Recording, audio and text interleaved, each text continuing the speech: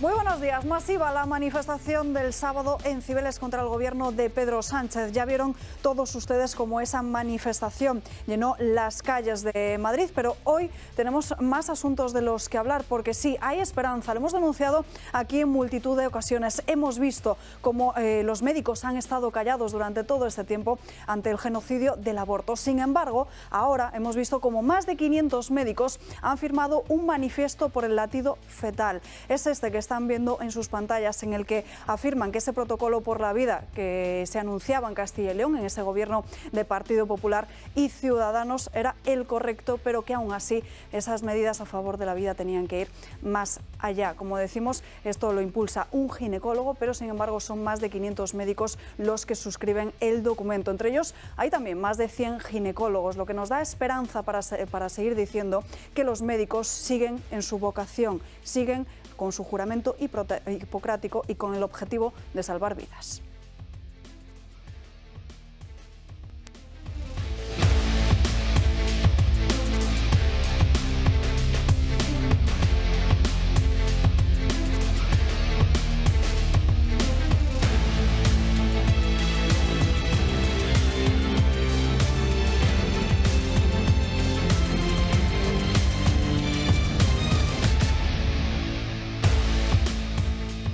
Muchos asuntos de los que hablar hoy aquí en Dando Cañas. Luego les mostraremos ese manifiesto al completo que firman más de 500 médicos y que todos aquellos profesionales sanitarios que así lo quieran, con el número de colegiado, pueden firmar a través de la página web que luego les mostraremos. Saludamos a los invitados que nos acompañan hoy. Julio Ariza, muy buenos días. Buenísimos, hombre. Esta es, si hay alguna noticia me hace feliz, es esta. Porque aquí hemos repetido muchas veces que una gran responsabilidad de lo que está ocurriendo con el tema del aborto aquí y en otras partes del mundo, la tienen los médicos, que son los que de verdad saben qué está pasando ahí, ¿no? Y entonces, claro, que haya de repente 500 personas, médicos, que suscriban un manifiesto con este tema del latido fetal, pues es un inicio de una rebeldía frente a ese totalitarismo ideológico abortista y promuerte, que a mí me hace muy feliz. Y yo creo que es decir, cuando se abre la veda, ocurre eso, que se abre la veda. Es decir, que hay 500, pero que podría haber muchos miles de personas que suscriban eso y que puedan ir suscribiendo en el futuro manifiestos en los que la sociedad perciba que no está tan claro eso del aborto, que lo que nos han vendido de que es una cosa, bueno, pues oye, pues abortas y ya está, y además lo paga la Seguridad Social y ya está, y pues no. Pues no, que se pueden ir dando pasos en sentido contrario a la agenda que nos han impuesto, probablemente además desde Naciones Unidas, ya desde hace más de 40 años, en la que están llevando a las mujeres a tomar una decisión que debería ser una decisión, pero vamos, ultimísima. ¿Os acordáis cuando planteaban? No, es que en el caso, yo recuerdo, era todavía un universitario, y decían, no, es que cuando están en juego, es decir, que o la vida de la madre o la del hijo, ahí y tal, empezaron ahí.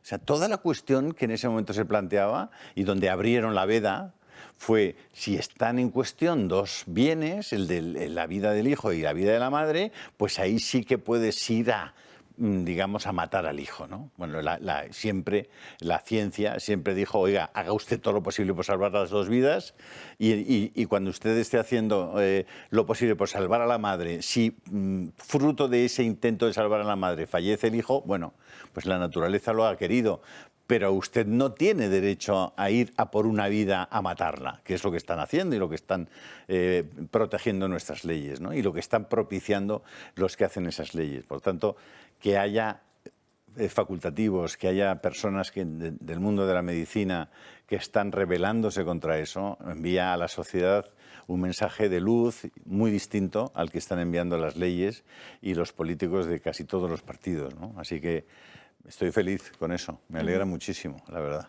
En unos minutos se incorpora a nuestra mesa también Josep María Francas, que hoy rara vez llega un pelín tarde. Isaac Parejo, muy buenos días. Muy buenos días. Muy buenos días. Bueno, pues yo comparto las palabras de Julio porque yo creo que todos pensábamos, bueno, todos no, yo no, pero hay mucha gente que pensaba que en España el tema del aborto era un debate cerrado no se podía abrir, entonces yo me alegro que por fin se haya abierto el melón después de tantísimos años y para que se vea claramente que no es un debate cerrado y que hay millones de personas que consideran esto un genocidio, como bien habéis dicho, y un asesinato, ¿vale? Entonces a mí me alegra también mucho que haya 500 médicos, me parecen pocos, pero bueno, por algo se empieza, 500 médicos que suscriban y son los que saben, o sea, un médico es el que sabe lo que hay dentro de un vientre materno, no una charo subvencionada por el Ministerio de Igualdad, ¿vale? Que le da igual si muere o no una persona.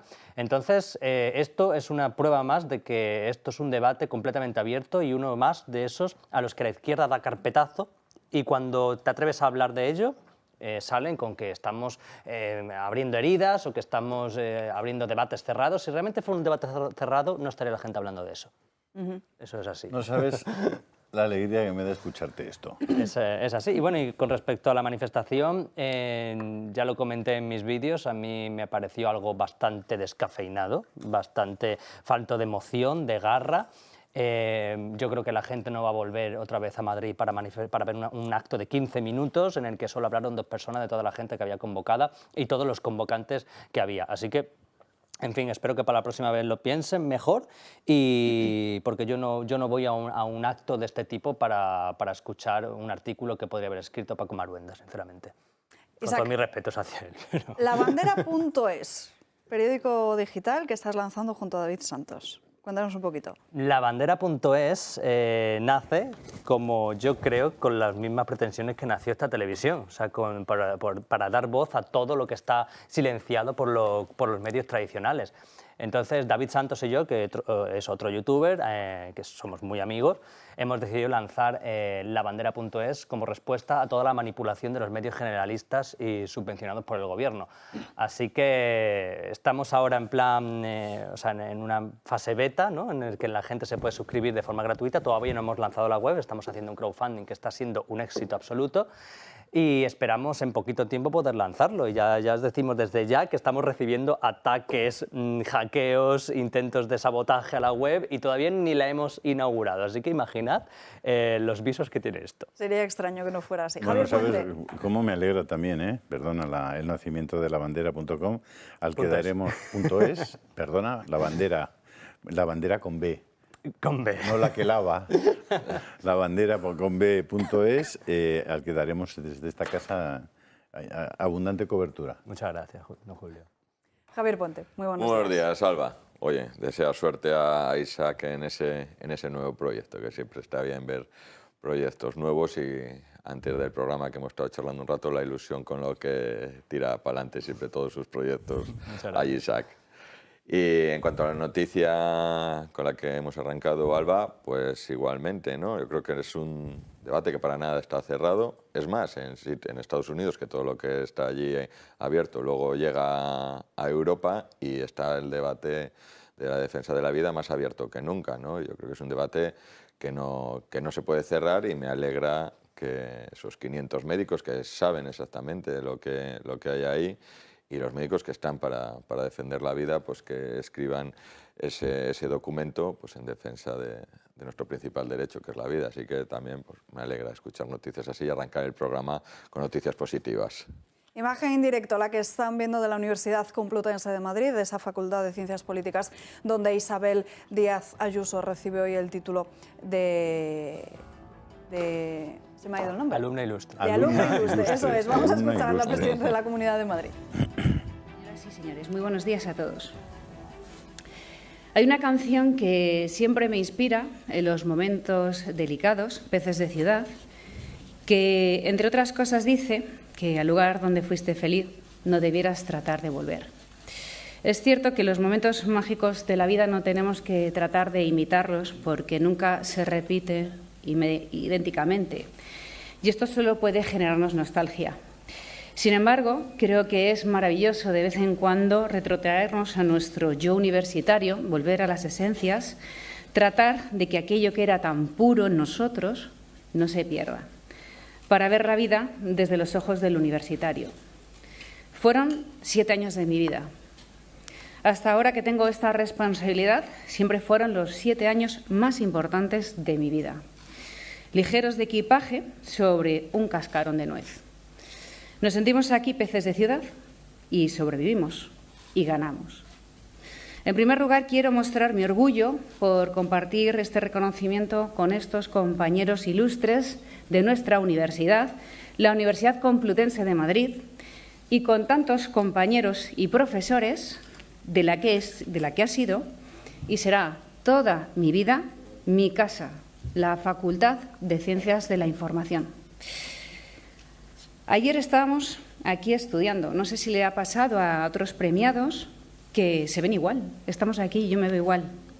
Hasta que vuelves y un alumno que te saca una cabeza amablemente te pregunta algo hablándote de usted. Tengo la suerte y el honor de haber estudiado en esta institución que me dio tanto y a la que entregué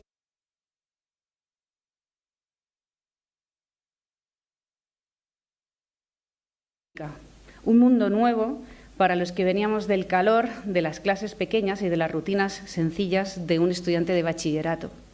Desde el primer día quedé prendada de la selva que suponía para mí una facultad repleta de alumnos por todos los rincones, donde todo era excitante. Palabras de agradecimiento de Isabel Díaz Ayuso, que además esta misma mañana ha sido recibida a gritos por diferentes alumnos de la Universidad Complutense de Madrid y también por otros radicales que se concentraban a las puertas y allí ha estado durante toda la mañana Patricia Sanz. Muy buenos días, Patricia.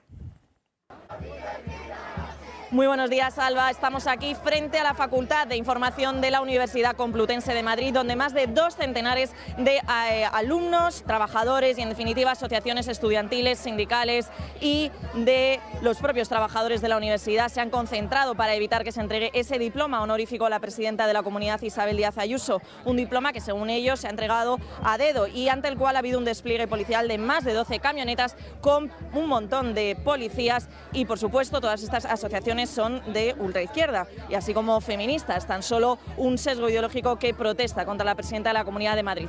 Hemos hablado con alguno de sus alumnos. Bueno, es una concentración que obedece a los objetivos de las asociaciones que lo convocan, es decir, objetivos totalmente ideológicos, alejados de la realidad universitaria. Ellos han sido alumna de esta facultad y que por lo tanto, y siendo la persona que es, perfectamente puede ser considerada y se le puede dar ese diploma. Porque creemos que no es el momento, en plena lucha, en pleno encierro de una importante lucha sanitaria, que ahora mismo el rector, sin tener el consenso de la universidad, haga un nombramiento a una responsable que no se quiere ni reunir con los médicos de atención primaria. Bueno, ayer ya a Isabel Díaz Ayuso le preguntaban por eso en un medio de comunicación y decía que la universidad tenía que ser un espacio de convivencia. Si se piensan que el mundo funciona en base a solo un hueco para unos, pues yo creo que se equivoca. La universidad, y en concreto la universidad pública, que la conozco muy bien y a la que me entregué tanto tiempo, es otra cosa. Es un lugar de convivencia, un espacio donde crece el consenso y el disenso, el debate. Lo conozco muy bien, ya te digo, he estado 7 años de mi vida en la universidad pública, a la que le he dado todo, y esto demuestra, pues eso, que unos cuantos se la quieren adueñar. Y ya que hablamos de Isabel Díaz Ayuso, ayer estuvo en el plato del Gato al Agua, Rocío Monasterio, donde volvió a explicar por qué su partido político no había apoyado esos presupuestos de la dirigente popular. Porque lo que no pueden pretender es tener a los votos de Vox humillando a los votantes de Vox. Y no quisieron ninguna de nuestras propuestas, yo creo que muy razonables algunas, ¿no? Un bono energético para ayudar a los pequeños comerciantes y a los autónomos, o reducir el IRPF en todos los tramos a todos los madrileños, o eliminar la ley trans. Y lo que hubo es una intención deliberada, de humillar a los votantes de Vox. Y yo, desde luego, yo estoy aquí para representar a los votantes de Vox en Madrid. Yo no puedo permitir que a nuestros votantes se les humille. Isaac. Yo, para empezar, yo no sé en base a qué se le ha dado este título a Isabel Díaz Ayuso. Alguien lo sabe, que me parece muy bien, pero no sé en base a qué se le da. Igual que tampoco supe en su momento en base a qué se le dio a Pablo Iglesias el título de profesor honorífico de la Complutense. Que oye, que seguramente se lo merezca o lo que sea, pero no entiendo eso de nombrar alumno ilustre a una presidenta de la Comunidad de Madrid. Por otra parte, Isabel Díaz Ayuso, yo no sé en qué sitio cree que se ha metido. O sea, la Facultad de Ciencias de la Información, en la cual yo también he estudiado, es un auténtico estercolero ideológico. Y eso yo lo viví durante 5 años de mi vida. Y eso que yo en esa época era un joven alocado que, bueno, que estaba también muy cerca de la izquierda. Entonces yo ya lo veía, pues imagínate si tienes una ideología un poquito más separada de lo que pasa allí. Y lo que hemos visto en las afueras de la Complutense es lo que yo he visto muchísimas veces cuando yo estaba en la universidad, que son este tipo de actos totalitarios por parte de la izquierda. Lo vimos también, me acuerdo, en ese scratch que le hicieron a Macarena Olona en la Universidad de Granada. Y bueno, pues cuando va Rosa Díez o cuando va cualquiera que no comulga con las ideas liberticidas de esta gentuza totalitaria, pues los vemos que se atrincheran y no dejan que se celebren los actos porque tenemos la izquierda más sucia y rastrera de Europa, por desgracia. Javier. Pues sí, no, a mí me sorprende, ¿no? Yo cuando tuve la oportunidad de estudiar en la universidad, hace ya pues que acabé la carrera pues más de 20 años, pero no estaba todo tan politizado, ¿no? como está ahora, o es la sensación que tengo yo, que cada acto, cada tema donde se debería de ser un lugar, pues eso, de libertad, ¿no? Que cada uno exprese sus opiniones libremente y que ver que se amenaza cuando piensas lo contrario a un determinado grupo y que no haya ningún tipo de libertad, o se pretenda, ¿no? Que no haya ningún tipo de libertad, pues la verdad es que me preocupa que se esté politizando cualquier tema, que se politice, y más en un sitio como es eso, una universidad donde se tiene que ir, bueno, pues a aprender, reflexionar, estudiar, y vemos, bueno, pues que no es el caso de un lado hacia otro, ¿no? Que no se deja esa libertad de expresión tan siquiera. Julio. Nada, yo estoy feliz de ver a Isabel Díaz Ayuso porque tengo también un enorme afecto, y además especialmente porque, aunque no figura en su currículum que estoy viendo, ella empezó su primer trabajo después de pasar por esta universidad que la ha nombrado alumna brillante o alumna ilustre, pues fue esta casa, ¿no? Estuvo trabajando su primer trabajo como becaria, yo creo que todavía fue en esta casa, y bueno, sí.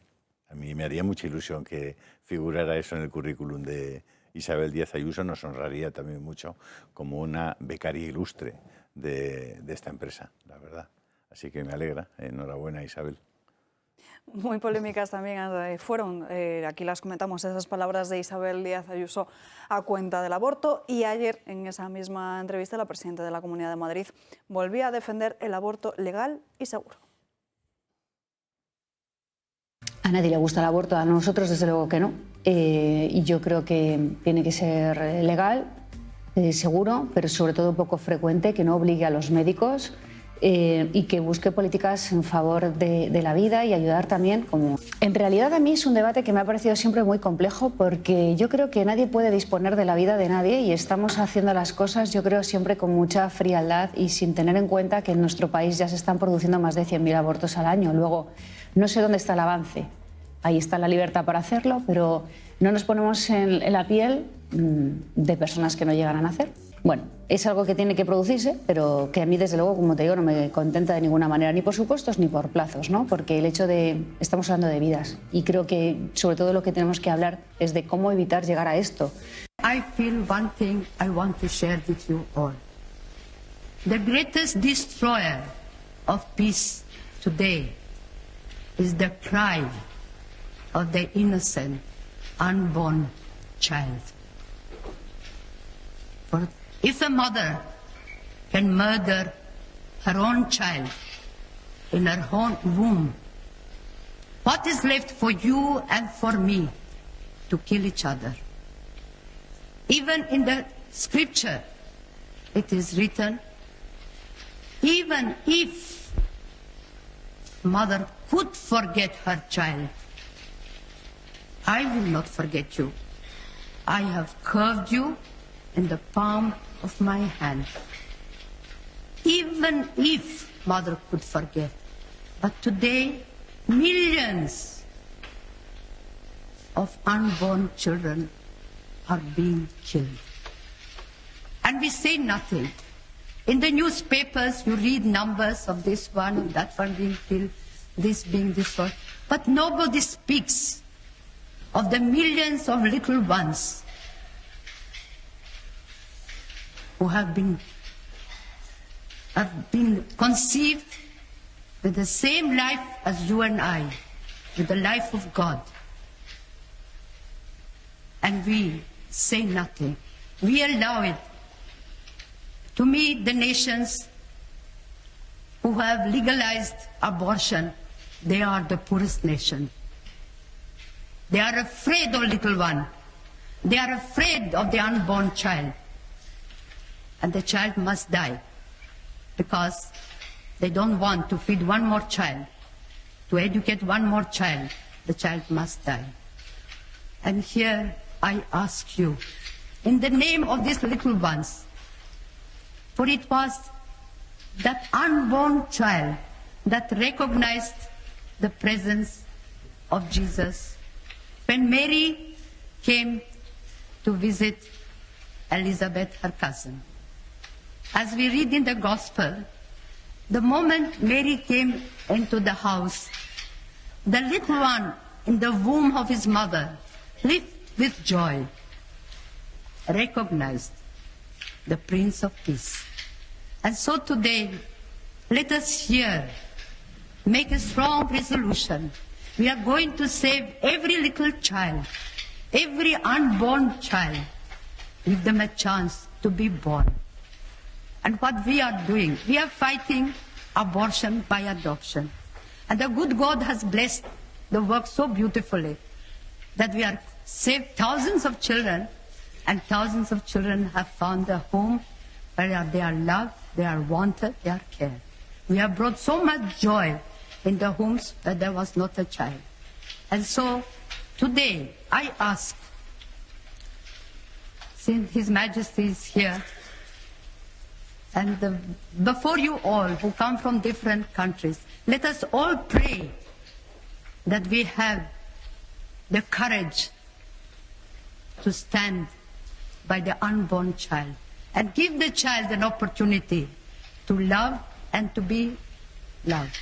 And I think with God's grace, we will be able to bring peace in the world. Yo reconozco, y lo tengo que decir públicamente, Vaya que facha. Vaya facha, María Teresa de Calcuta.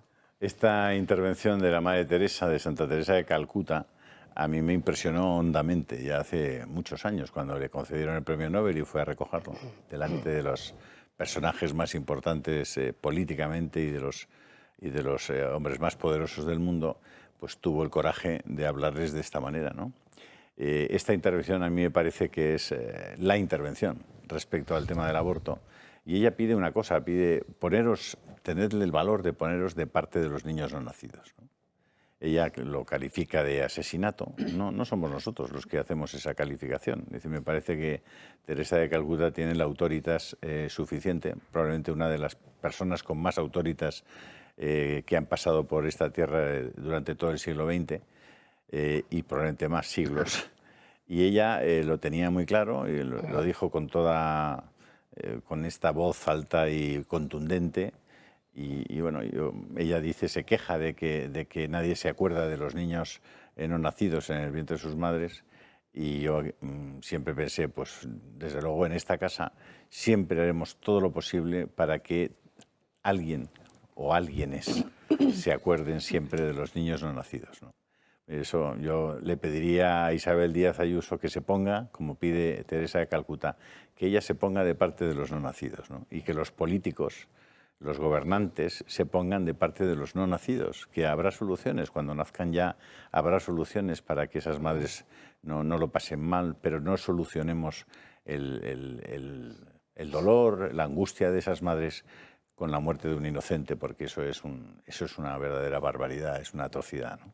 Se incorpora a nuestra mesa Josep María Francas. Muy buenos días. Muy buenos días. Ella ha dicho que era raro que fuese impuntual, pero... Ya, pero la vida a veces te la complican. Les contaba al inicio de este programa, como más de 500 médicos firmaban un manifiesto por el latido fetal, casi un centenar de ellos son ginecólogos. Y uno de esos ginecólogos que ha firmado también este manifiesto es Juan Acosta Díez, con el que tenemos conexión en directo. Muy buenos días.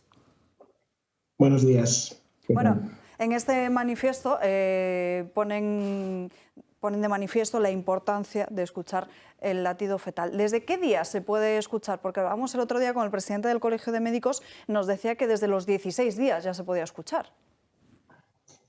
Sí, bueno, aproximadamente a partir de la tercera semana de vida, tercera semana de vida del embrión, ya está funcionando el aparato cardiovascular y, por tanto, con los medios que tenemos hoy en día es posible escuchar el latido fetal.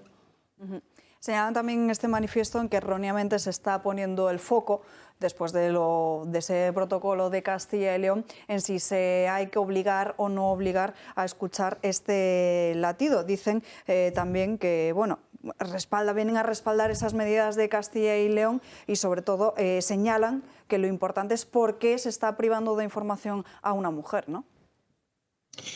Bueno, más que respaldar la iniciativa de Castilla y León, es que realmente no hay ninguna novedad. Nosotros ya estamos obligados a informar por la ley de autonomía del paciente. No hay ninguna novedad en que estemos obligados a informar, porque en cualquier acto médico siempre que tenemos que dar al paciente toda la información. ¿Qué mayor información se le puede dar a una mamá que viene a visitarse que el informarle, pues, de la vida que lleva dentro? Y es fundamental que conozca, pues, que hay un latido, que hay una persona con una vida dentro y que no se trata de un amasijo de células ni de un coágulo, sino que hay una vida con latido. Por lo tanto, no creemos que estas medidas de las que se ha hablado o estén obligando a algo que no existiera ya. Bueno, además también no sé si usted ha atendido en algún momento a alguna mujer que se haya sometido a un aborto, porque al final en este manifiesto lo que dicen también es que es algo que no se puede hacer a la ligera, que tiene consecuencias obvias para la vida del embrión feto y también para la de su madre, y es algo que rara vez de lo que se habla, de todas las consecuencias que conlleva para la mujer el hecho de abortar. Evidentemente nos encontramos con todo tipo de realidades y de personas. Cada uno lleva en la vida, pues, sus circunstancias y sus heridas. Y lo cierto es que los abortos voluntarios tienen terribles consecuencias. Yo he podido observar las consecuencias de lo que es el síndrome postaborto y del sufrimiento que conlleva para muchas madres el haber pasado por ello, y las he intentado ayudar en lo que he podido, porque realmente necesitan una ayuda que los que las impulsan al aborto normalmente no acostumbran a ofrecerles. Le pregunta a Josep María Francas. Sí, a ver, doctor Juan, escuchando las televisiones he oído afirmaciones de esta última semana que me han dejado un poco desconcertado. Una de ellas es, tanto hablando del latido fetal como de la ecografía 4D, que todos los médicos se oponían porque eso no era viable, no se podía hacer en las fechas, en el tiempo que se decía en Castilla y León, y dos, que podía tener graves consecuencias, cualquiera de las dos cosas, para la madre, incluso para el feto. A mí me suena a cuento chino, pero me gustaría que lo dijera un médico.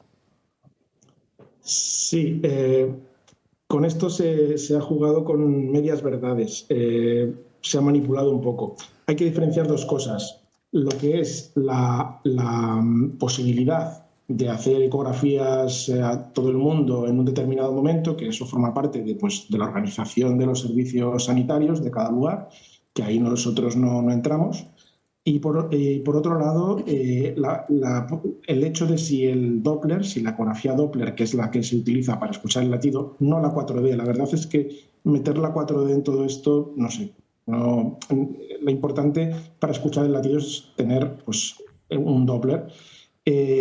Se ha dicho que esto puede llegar a ser malo para la criatura, que puede ocasionarle un daño. Vamos a ver.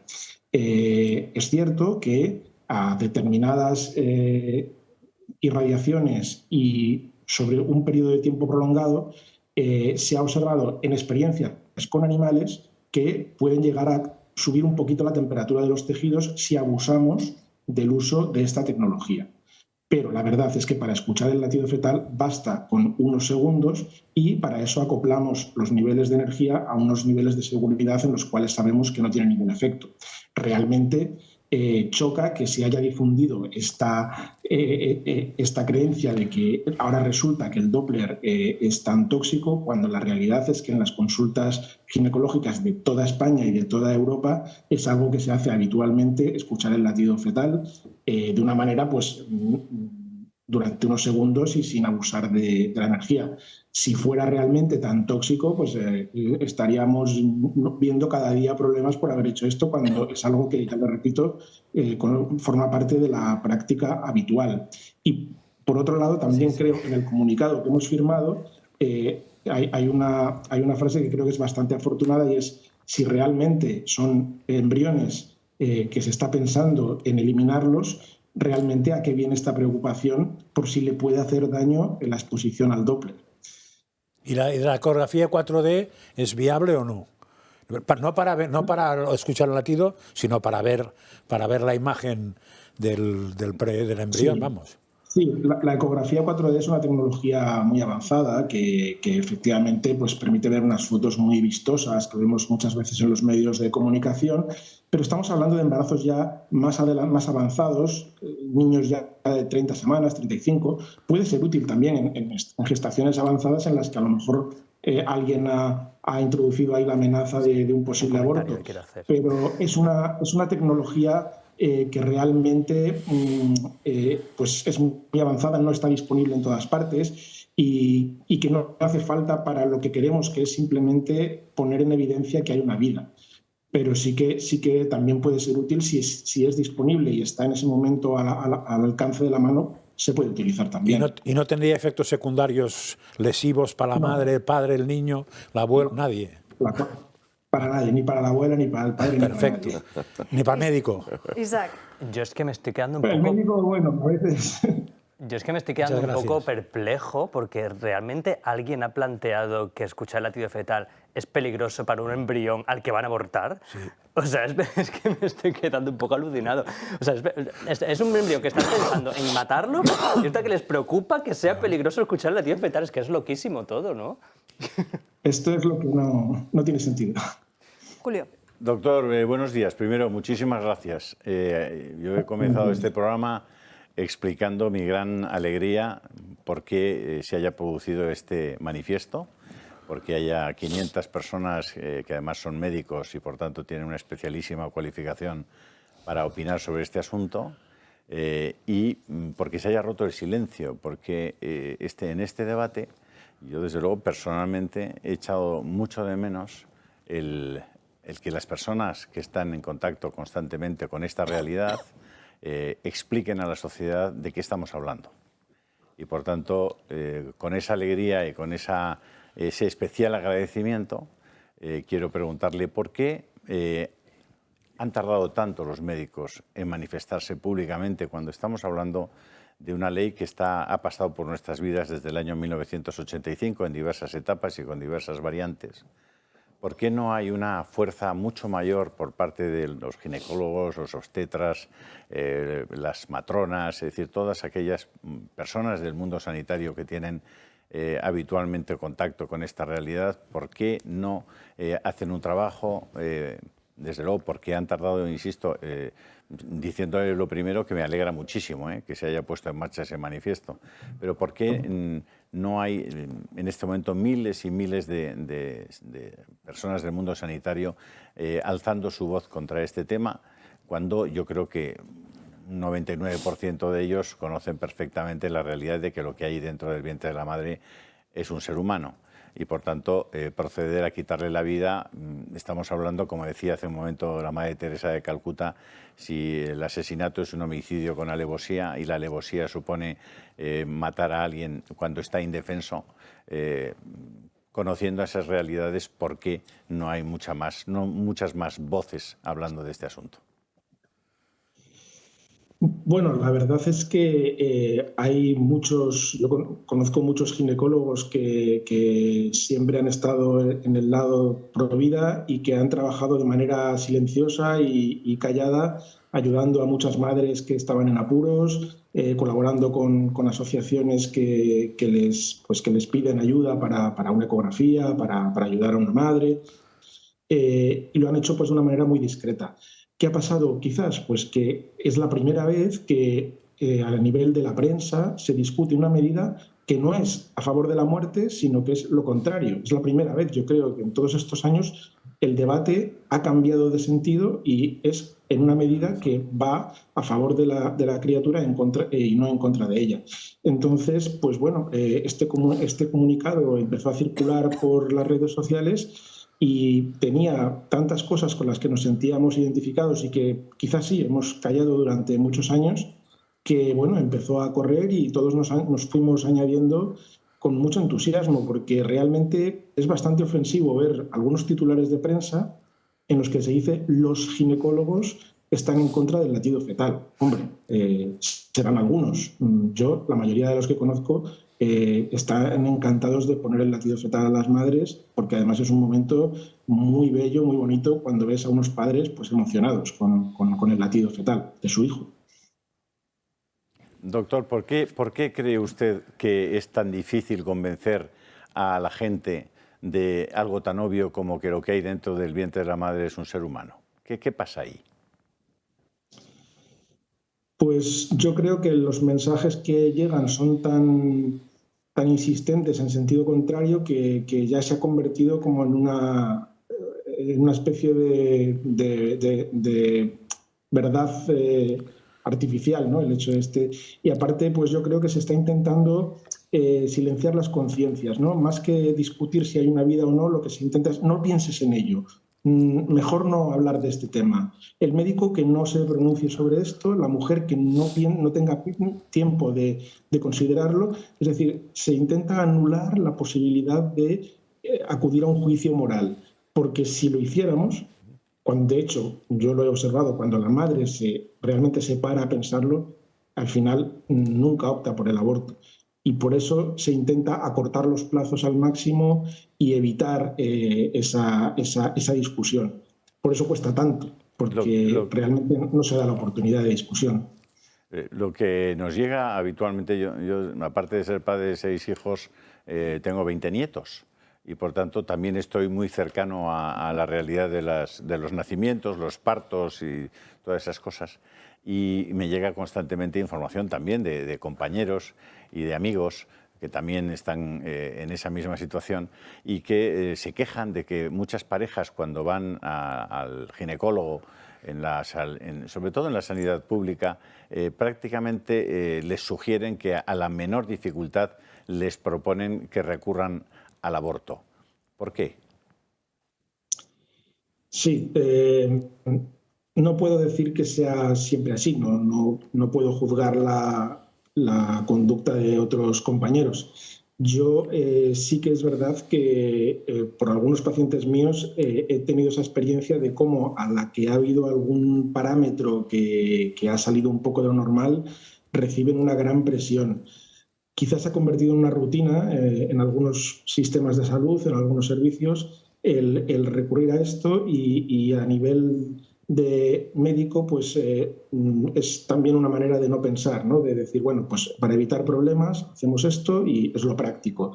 Hoy se lleva una medicina que por desgracia busca demasiado los resultados inmediatos y no piensa en lo trascendente ni en lo realmente importante. Y a veces se actúa de una manera demasiado automática y estas familias van siendo, y perdóname la expresión, quizá un poco acorraladas hasta que no les queda más remedio que tomar la decisión que ya se ha tomado por ellos. Eso sí que es acoso, doctor.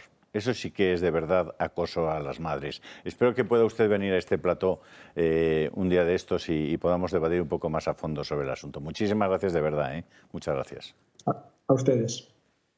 Y nos tenemos que ir rápidamente a una breve pausa de publicidad y a la vuelta hablamos del Consejo de Ministros de hoy, porque puede que se apruebe desde el Palacio de la Moncloa el plan de la Cuenca del Tajo y desde allí se están manifestando los regantes desde primera hora. Hablaremos a la vuelta con Lucas Jiménez, con el presidente de los regantes del Trasvase. A la vuelta, 2 minutos.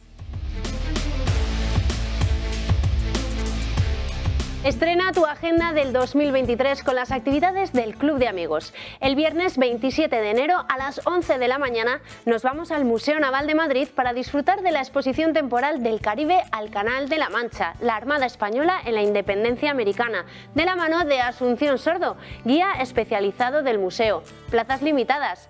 El martes 31 de enero a las 7 de la tarde seguimos nuestro recorrido por España con Paco Huertas. En esta ocasión nos paramos en los pueblos medievales de Segovia y Románico de Frontera para conocer la historia de los fueros de Riaza, sus leyendas y su gastronomía. El miércoles 1 de febrero a las 6 de la tarde, Adolfo Albistur nos enseñará cómo y cuándo utilizar un desfibrilador. El jueves 2 de febrero a las 7 de la tarde presentamos en el Club de Amigos el Club del Libro de Homo Legends, con la presencia de escritores de renombre de la editorial como Gabriel Calvo Zarraute, autor de Roma a Berlín. Para apuntarte a estas y muchas otras actividades, entra en nuestra web clubdeamigos.eltorotv.com en el apartado de agenda, llama al 91 616 2464 o escríbenos un correo electrónico a club@eltorotv.eu. Ya estamos de vuelta, ahora sí nos vamos en directo hasta el Palacio de la Moncloa con Lucas Jiménez, presidente del Sindicato Central de Regantes del Trasvase Tajo Segura. Lucas, muy buenos días.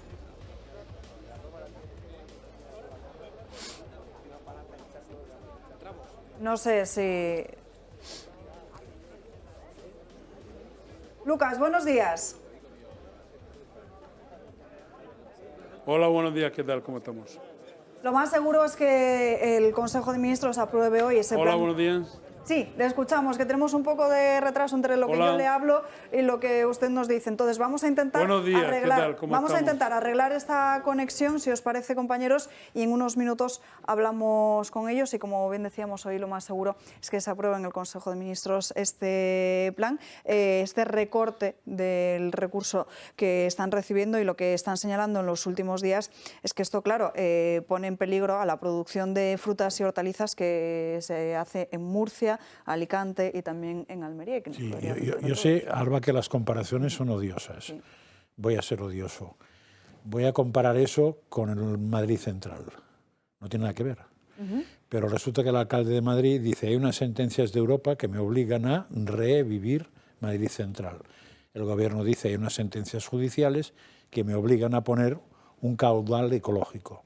Después resulta que en el primer caso no obligan a hacer lo que ha hecho, sino a hacer algo para evitar los males, y en el segundo caso no obligan a hacer lo que ha hecho, sino que obligan a hacer algo para evitar los males. Con lo cual se usa de excusa o Europa o la justicia o una tía mía para hacer lo que les da la gana. ¿Qué busca Madrid Central? Es un problema del alcalde, pero ¿qué busca esto? No se entiende, porque están en una batalla que además estuvo resuelta en su momento, gracias a una señora que ahora mismo es presidenta del PSOE y además tiene otros problemas. No se resolvió porque decidió que el plan hidrológico, ella y Zapatero, no valía la pena aunque nos lo pagaran, y se lanzó a las desaladoras, con lo cual lo jorobó todo lo que era el sistema acuífero de España. Y ahora estos señores encuentran que va a haber un caudal ecológico para un río, cargándose el caudal ecológico de su río regante, que no tiene mucho sentido, porque si el caudal ecológico es bueno para un río, será bueno para todos. Ahora sí, hemos recuperado esa conexión con Lucas Jiménez, con el presidente de los Regantes. Lucas, muy buenos días. Hola, buenos días, ¿qué tal? Cuéntenos, ¿cuál es el daño que va a causar ese recorte del agua?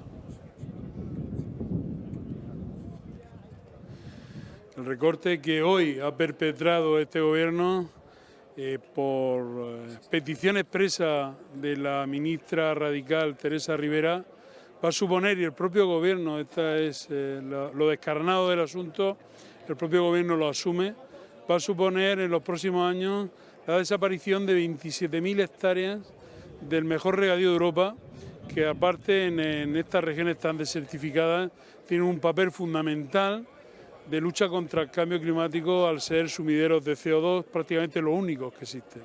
Y va a provocar, y también lo asume el Ministerio en el Plan de Cuenca del Segura, la desaparición de 15.000 puestos de empleo en los próximos años. Por lo tanto, estamos hablando de un drama medioambiental, de un drama económico que lo cifra en torno a los 5.000 millones de euros, y también, como no, de un drama humano con esa cantidad de desempleados, de esas familias que se van a ver afectadas durante los próximos años.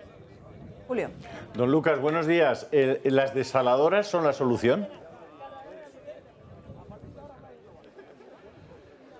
Las desaladoras no son la solución ni siquiera en términos cuantitativos. Es decir, lo que tenemos claro es la voluntad expresa de la ministra de provocar recortes, de reducir agua en la cuenca más deficitaria de Europa.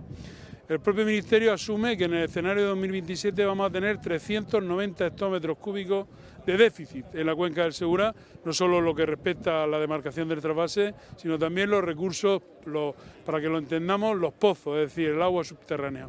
Para paliar esa gran herida que ha aumentado hoy el Consejo de Ministros, la ministra promete, ojo, promete a 4 meses o 5 meses vistas de unas elecciones generales, es decir, hay que hacer un auto de fe para creerse algo en estas circunstancias, ¿no? Promete 38 hectómetros cúbicos, es decir, para parar la hemorragia de un corte tan brutal como el que han aprobado hoy, ofrece una tirita la señora ministra. Por lo tanto, la desalación cuantitativamente no puede ser solución y aparte la desalación tiene un problema añadido, y es que hoy nadie está pidiendo desalación en Alicante, Murcia y Almería. ¿Por qué?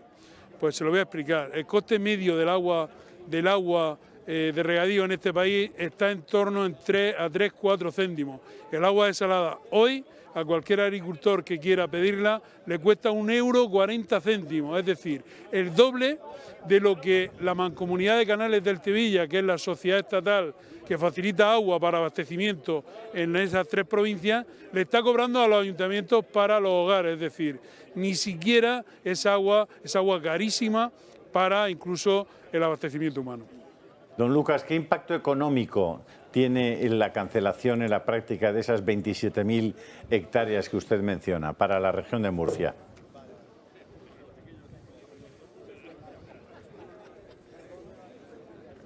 ¿Me escucha, don Lucas?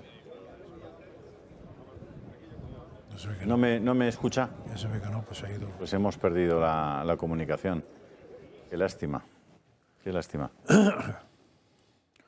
No, sí, yo creo que es lo que he dicho antes, o sea, pero añade un matiz muy interesante que además en esta casa ha salido alguna vez cuando no sale en ningún sitio. Si el problema del mundo es el CO2, cosa que yo creo que no es el problema, pero si fuera el problema del mundo el CO2, lo que hay que hacer es regar todo. Es decir, cuantas más plantas, menos problemas de CO2 tendremos, que es lo que ha dicho este señor Lucas Jiménez, que con estas 25.000 hectáreas producen vegetales. Para los que no sepan, lo digo por el gobierno, que igual se ha perdido, los vegetales son los del CO2, o sea, los que captan CO2, con lo cual es una manera de, en vez de tener que poner un impuesto al CO2, pues igual pones un árbol y te podrías evitar el impuesto y tiene más ventajas, porque incluso produce sombra. A mí me hubiera encantado que don Lucas nos explicara el impacto económico real y el impacto en términos de puestos de trabajo. Ha dicho 5.000 millones de euros, calculaban, y 15.000 puestos de trabajo. Es decir, estamos y hablando 25.000 hectáreas. De productos que probablemente una parte muy importante se exportan fuera de España, ¿no? Bueno, y que de alguna manera tendremos que importar. Es que fijaos, ¿De tenía dónde? estos datos De Marruecos. apuntados. Las regiones afectadas por el trasvase representan el 71% de la exportación nacional de hortalizas y el 25% de frutas. Claro, lógico. Sí, probablemente media Europa dependa de esas frutas, a no ser que se vaya al carajo esto, y entonces Marruecos empieza a vender más a media Europa, que igual no sería nada diríamos, pensar mal y quedarse corto. Claro, es que aquí lo que habría que tratar de aclarar es por qué. ¿Por qué? ¿Por qué? ¿Por qué? O sea, Están ¿por qué actuando de el esta Tajo manera tan cruel y tan injusta? Claro, ¿por qué el Tajo tiene que tener un caudal el mundo ecológico? De la agricultura murciana, ¿no? Claro, pero ¿por qué el Tajo tiene que tener un caudal ecológico y el Segura no tiene que tener un caudal ecológico, cuando con el trasvase se podría llegar a un caudal ecológico de los dos? Hombre, evidentemente no el mismo, pero ecológico sí. Pues nada, eso es lo que... Bueno, con la agricultura murciana y con toda la agricultura. O sea, el ataque es continuo a todo el sector primario, vamos. O sea, lo vemos a los ganaderos, nos vemos al ministro que dice que la carne española que es malísima. O sea, que es un ataque constante a todo lo que tiene que ver con el sector primario y una industria que es que si no tenemos una industria alimenticia, a ver de qué vamos a alimentaria, ¿no? De qué vamos a comer, que al De final carne sintética, dependemos de plástico. de gente de otros países exteriores y ya vemos las consecuencias de todo ello, como estamos viendo con la energía.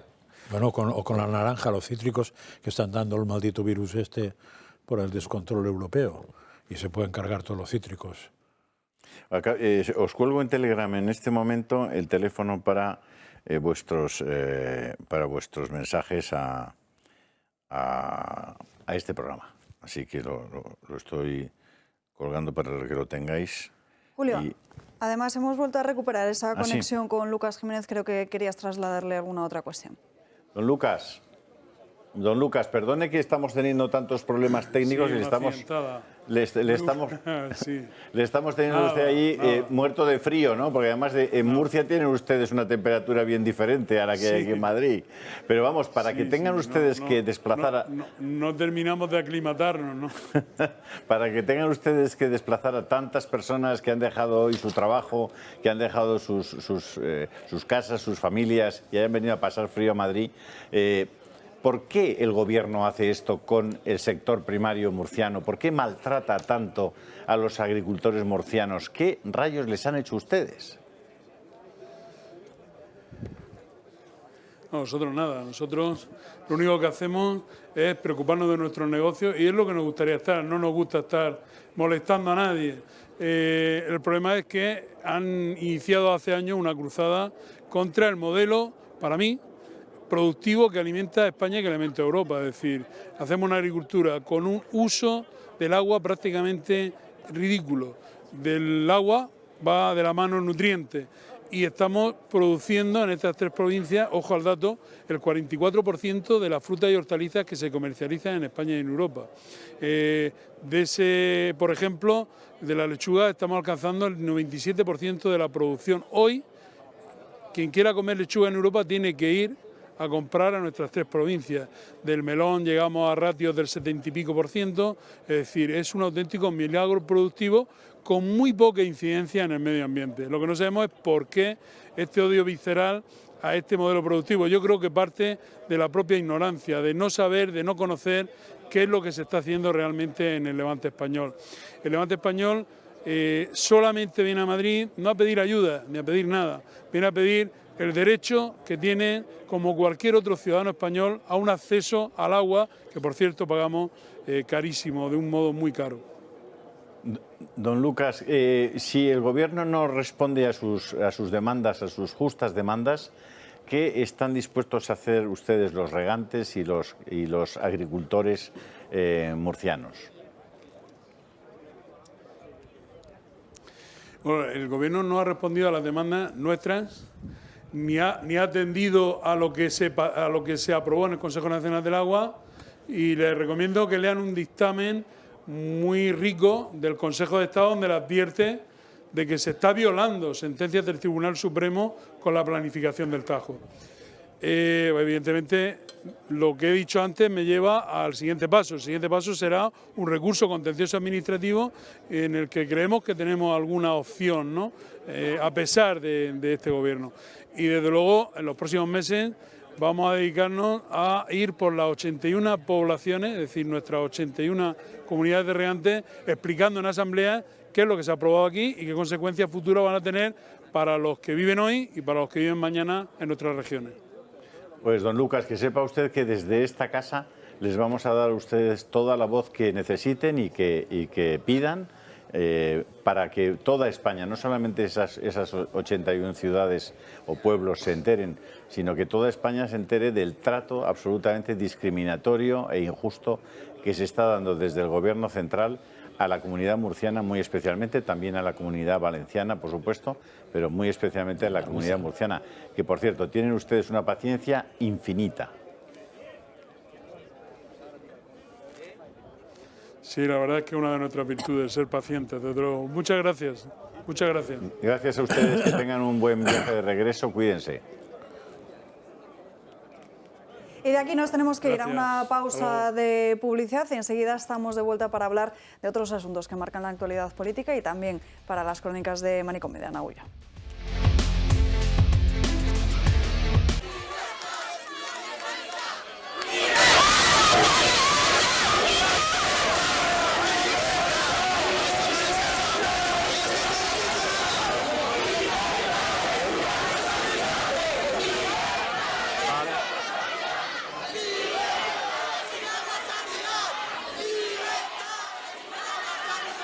Ahora mejor.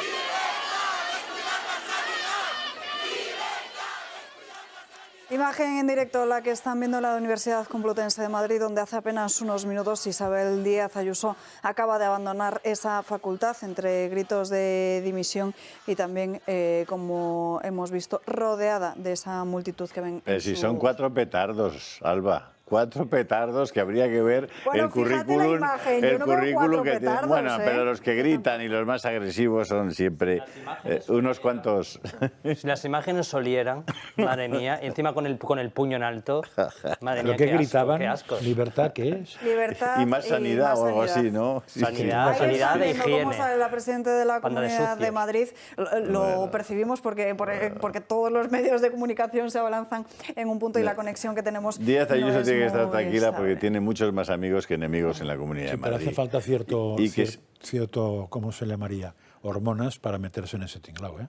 Bueno, les ha pasado a muchísimos políticos y a otros muchos cada vez van intelectuales. menos. Y cada vez van menos. Intenta dar una conferencia tú en la Complutense y verás lo que te pasa. No tengo claro. ¿Sabéis a quién empezó este problema? Rosa Díez. Y Felipe González. Felipe González fue después, ¿verdad? O sea, Aznar, Felipe González, Rosa Díez y a partir de ahí un largo etcétera. En las universidades no hay rectores con la autoritas ni la fuerza suficiente para impedir que esto ocurra. Y si ocurre, para aplicar las medidas disciplinarias correspondientes, porque esto no tiene ningún sentido. Si estuvo Carrillo de rector, o sea, ¿qué autoridad va a haber en esa universidad? El hijo de Santiago. Ah, es verdad, El hijo de Carrillo. Sí, es verdad. En la Complutense, claro. Sí, fue rector. En fin, en nuestra mesa, Ana Gullo, con sus crónicas de manicomio. Buenas tardes, Ana. Buenas tardes, Alba. Más manicomio porque, madre mía, cómo está la Complutense. Brasil y Argentina se han comprometido en poner en circulación una moneda común para impulsar el comercio exterior y las transacciones entre ambos países.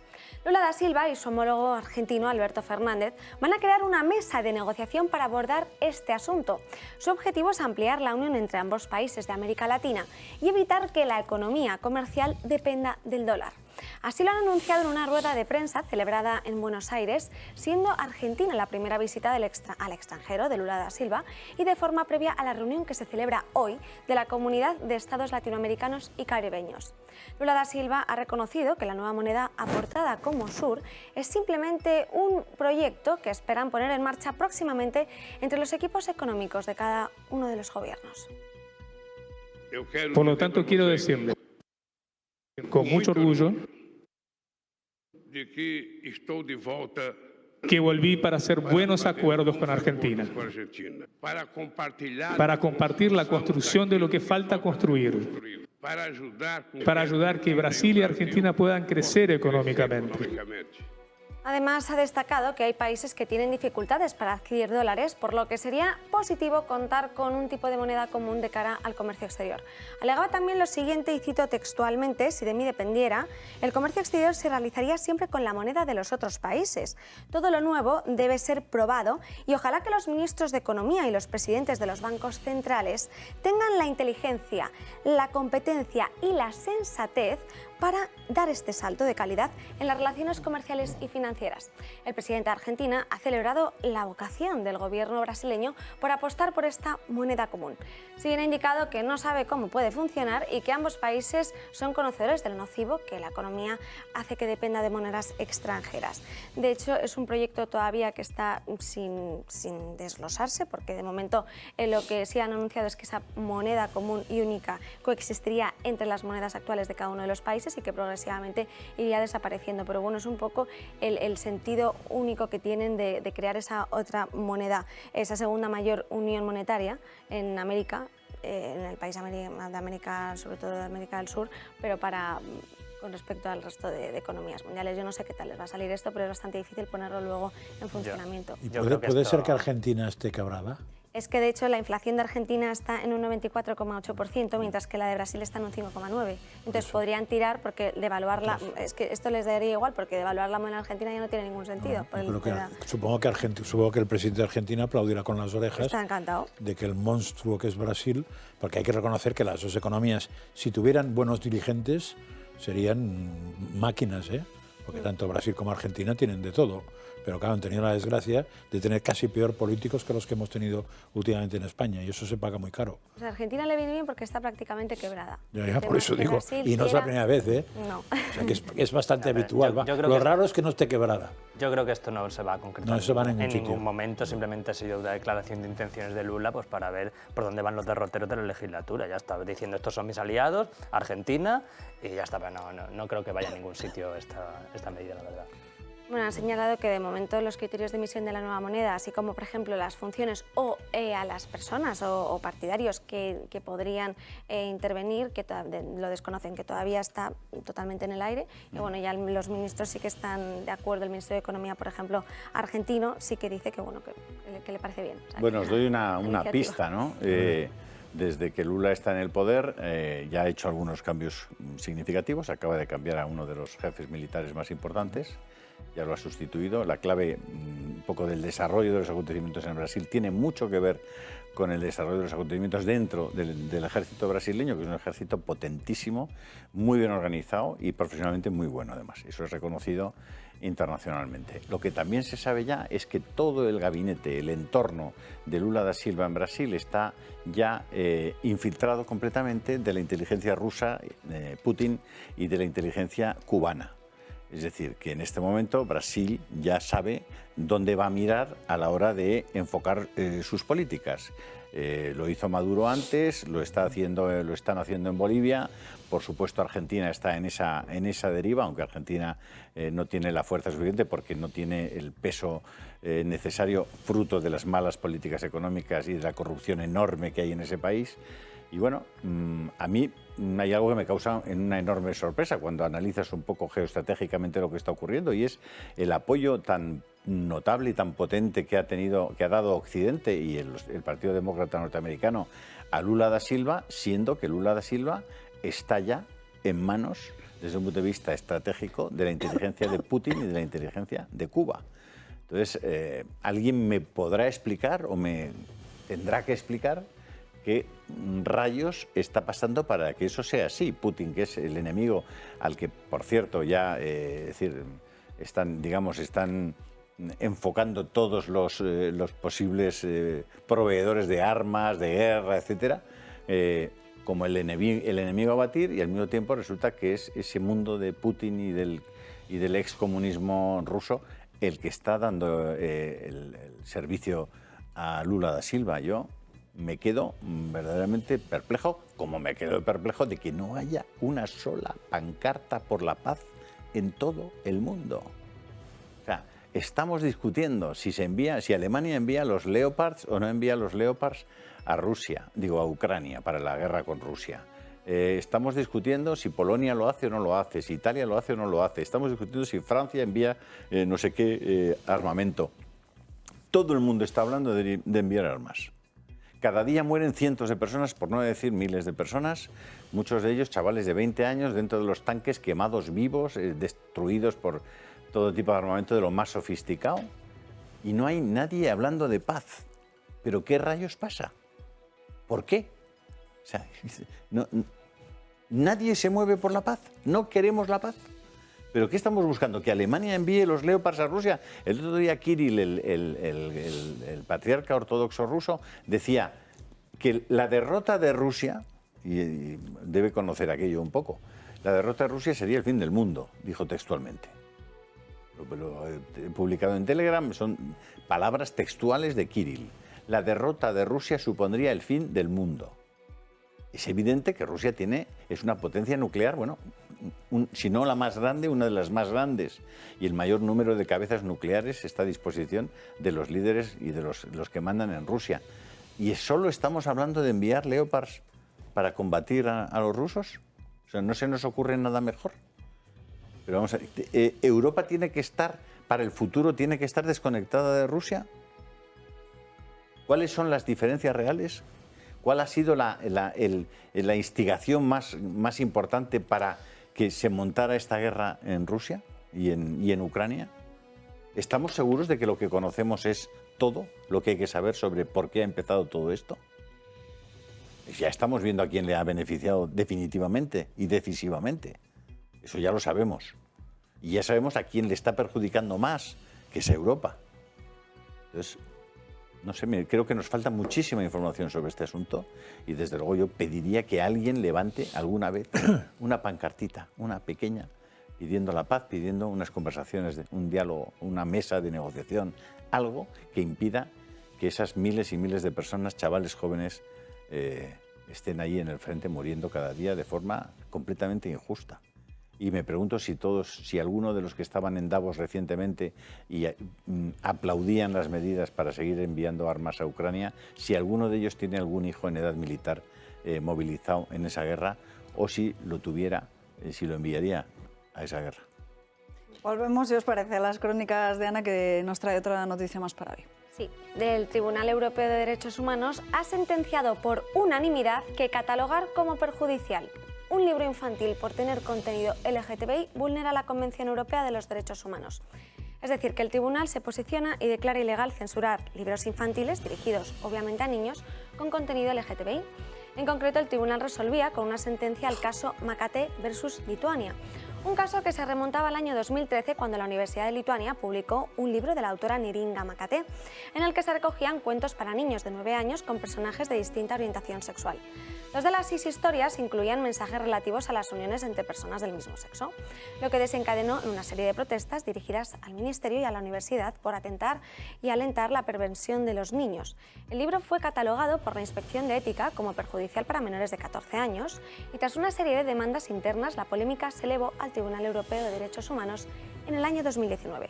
Ahora el tribunal ha concluido que las autoridades lituanas violaron el artículo 10 de la Convención Europea relativo a la libertad de expresión por limitar el acceso de menores a unos cuentos que, según el tribunal, se limitaban a poner el matrimonio entre personas del mismo sexo como equivalente a la unión heterosexual. Esto es lo que hace sentar un precedente para todos los países de la Unión Europea. Que hablen de libertad de expresión los que no toleran que los que no opinamos como ellos expresemos libremente nuestras opiniones es de coña marinera. O sea, si algo se están cargando desde Bruselas, en toda Europa, y están combatiendo, es la libertad de expresión. Como la están combatiendo en los Estados Unidos, como la están combatiendo las universidades americanas, como lo está haciendo Twitter, como lo está haciendo Facebook. Es decir, si hay un derecho especialmente sensible, agredido en todo el mundo, es la libertad de expresión. Y justamente por los que mandan. Sí, sí. Es que el la gobierno, discrepancia además, pone muy nervioso. Yo no sé cuál es el contenido de los cuentos, pero el gobierno lo que citaba es que el texto era explícitamente sexualmente explícito y además que lo que promovía era pues un determinado de matrimonio, de orientación sexual a los niños tan pequeños, claro, que deben estar fuera de eso. ¿El tribunal que me perdió es lituano o la Unión Europea? No, el tribunal es de la Unión Europea, el Estado lituano. O sea, que peor. Claro, es el que ha sentado un precedente para todos los ¿Y países. cuál de los tribunales es? Porque hay uno que no es... El de Estrasburgo, sí. o sea, este es obediencia. Sí, sí, porque de hecho ha obligado... No, cuando hablas con la gente hay uno que es muy extra... Es que está el Tribunal Europeo de Derechos Humanos y luego el Tribunal Fundamental de los Derechos Humanos. Pero hay uno de los dos que es muy orientativo y no pinta nada. Sí, el otro es el de Fundamental de Derechos Humanos, lo que hace es velar por los derechos humanos, entonces al final es un poco... O sea, no sé, también sienta precedentes, pero este es más... Si en el Parlamento Europeo hay que analizar el Qatar y el Marruecos Gate, en los tribunales de justicia en Europa hay que analizar el Soros Gate, porque es el que paga. Sí, claro. Habría que ver también, yo creo, el tipo de contenido. Claro, a mí el contenido LGTBI es que es tan ambiguo. Claro, si nos circunscribimos a lo que es contenido LGTBI, yo lo que es la ideología LGTBI la asocio a una determinada ideología política. Otra cosa es que haya personajes homosexuales. Claro, eso es lo que alegaban desde los defensores de los cuentos. El problema de este tipo de cuentos infantiles que suelen estar escritos por activistas LGTBI, que a mí me extraña mucho que esos cuentos lo único que pretendan sea, pues eso, normalizar las personas homosexuales, etcétera. Que ojalá fuera eso, me parecería perfecto, pero viendo el tipo de gente que hace estos libros, me da a mí que tiene otro trasfondo más perverso. No sé. Sí, habría que ver eso, habría que ver el contenido, ¿no? Pero lo hemos comentado algunas veces aquí, ¿no? Todas estas políticas de izquierdas que al final dicen que el dinero no es de nadie, pero sin embargo los hijos son del Estado, ¿no? O sea, dices, oye, bueno, aquí algo falla. Y ya estamos viéndolo en las leyes, la eliminación de la patria potestad de los padres por la puerta de atrás, ¿no? Lo hablábamos de la ley del aborto, que una niña de 16 años no tiene ni que informar al padre, la ley trans, que se puede cambiar de sexo un niño de 12 años sin informar al padre, la ley de familias, que permite dar charlas en los colegios sin que los padres puedan intervenir. Bueno, y los padres son los que tenemos que estar atentos y ver la educación que quieres para tu hijo, que leen tus hijos, y eso ya habría que ver un poco el contenido que dan esos libros, ¿no? Pero como bien dice Isaac, cuando está escrito por activistas, pues mejor verlo antes de que lo lean tus chiquillos, ver qué es lo que realmente pone ahí. Es que yo cuando veo LGTBI, yo de verdad, yo me acuerdo cuando yo iba al Orgullo, en mis tiempos, y se llamaba Orgullo Gay. Era el día del orgullo gay y era un día, pues que bueno, que era un día festivo, que iba todo el mundo de todas las ideologías, no había banderas políticas ni nada. Y desde el momento en que esto se ha transformado en LGTBIQ+, ya se ha convertido en una ideología política. Por eso yo ya no me siento representado por ese movimiento que lo único que busca es ideologizar, politizar y en muchos casos pervertir a los niños, como estamos viendo en muchas ocasiones con Disney, ¿no? O sea, es un tribunal que no es de la Unión Europea, ¿eh? El de Estrasburgo es del Consejo de Europa, Consejo de Europa, que es un poco distinto. Otra cosa es que los gobiernos que están en el Consejo de Europa cedan competencias y acepten, pero es mucho peor si hubiera sido para mí un tribunal de la Unión Europea, porque entonces sí que es como un tribunal español, ¿eh?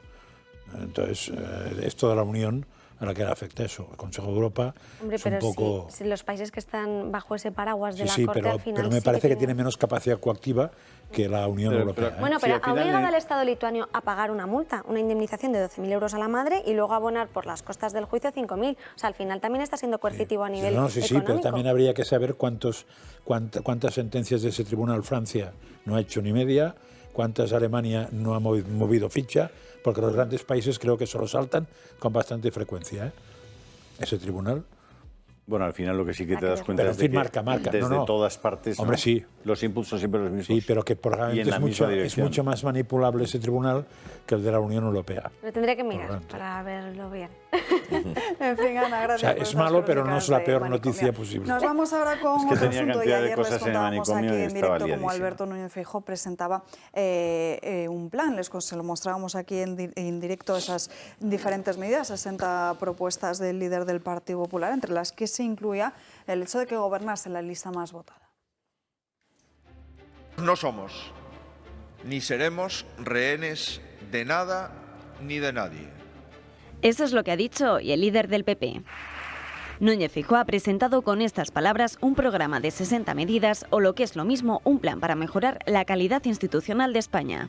Es una respuesta meditada, factible y capaz para mejorar nuestra democracia y acabar con el nepotismo, la opacidad y la arbitrariedad. Y 5 bloques de medidas, entre las que destaca el que viene a ser el mantra del Partido Popular. Garantizar que la alcaldía recae en la candidatura que logre mayor respaldo popular directo en las urnas. Una propuesta que gobierne la lista más votada, que apoya a Rajoy. Merece que la escuche la gente. Creo que es una excelente propuesta y yo la apoyo. Que no ha sido bien recibida entre los socialistas. No se lo cree ni él y yo creo que nadie que nos pudiera estar escuchando, todos creemos que este señor, si tiene la oportunidad de sumar con Vox, sumará con ellos. Pero tampoco entre los socios de Sánchez.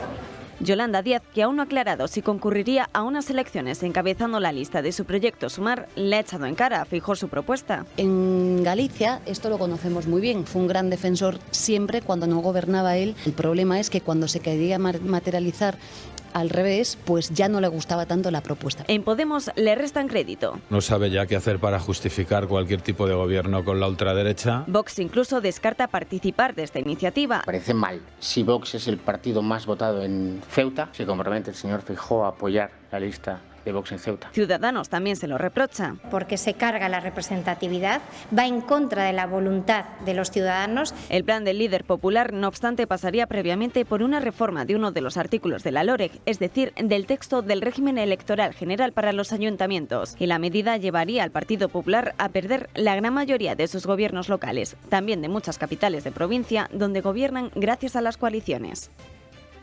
Bueno, esas 60 medidas las ha publicado Julio en su canal de Telegram. Sí, porque las ha leído todas. Sí, hombre, claro.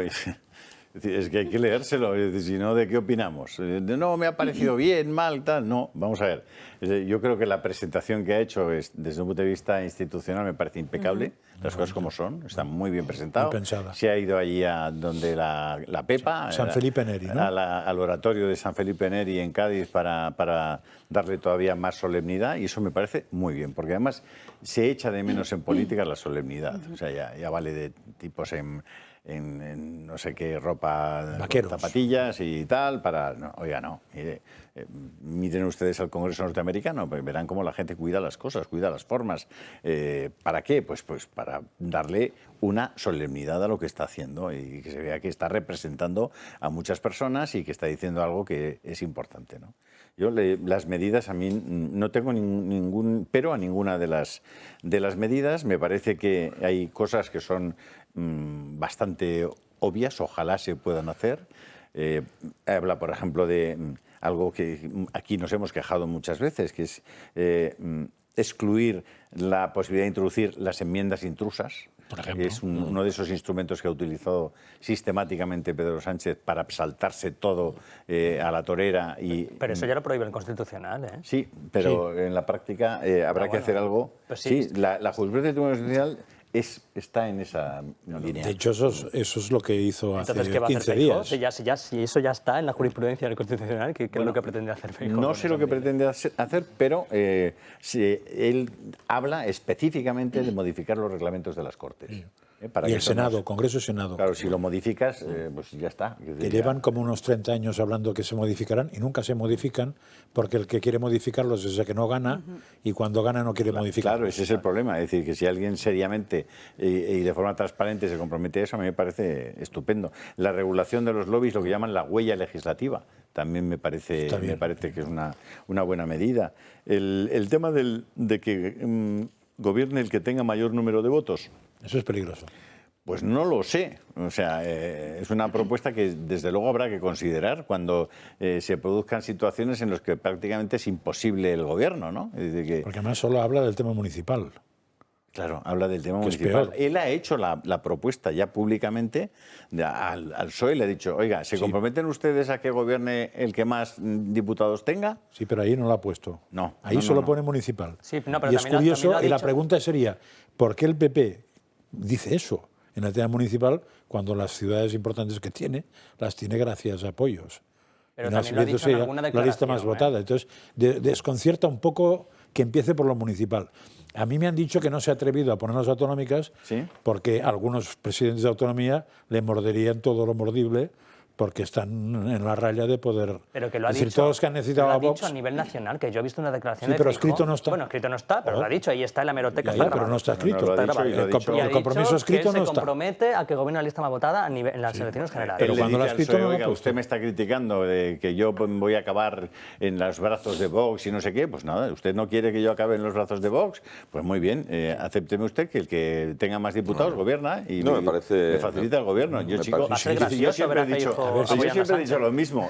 Todos los que se presentan a las elecciones quieren gobernar solitos, por mayoría absoluta, y que no tengan que apoyarse en nadie. Eso, que lo diga Feijóo, me parece muy natural. Pero yo creo que es evidente que la propuesta de que la lista más votada inmediatamente tenga el gobierno está hecha para arrinconar a Vox. Creo que es evidente. Sí, claro. No tiene otro sentido. Pero es una gilipollez, con el perdón de la expresión, todo esto que dicen de gobernar la lista más votada, que a mí me parece una cacicada que gobierne la lista más votada. Otra cosa es lo que está haciendo el Partido Socialista, que es gobernar con todos los que dijo que no iba a pactar.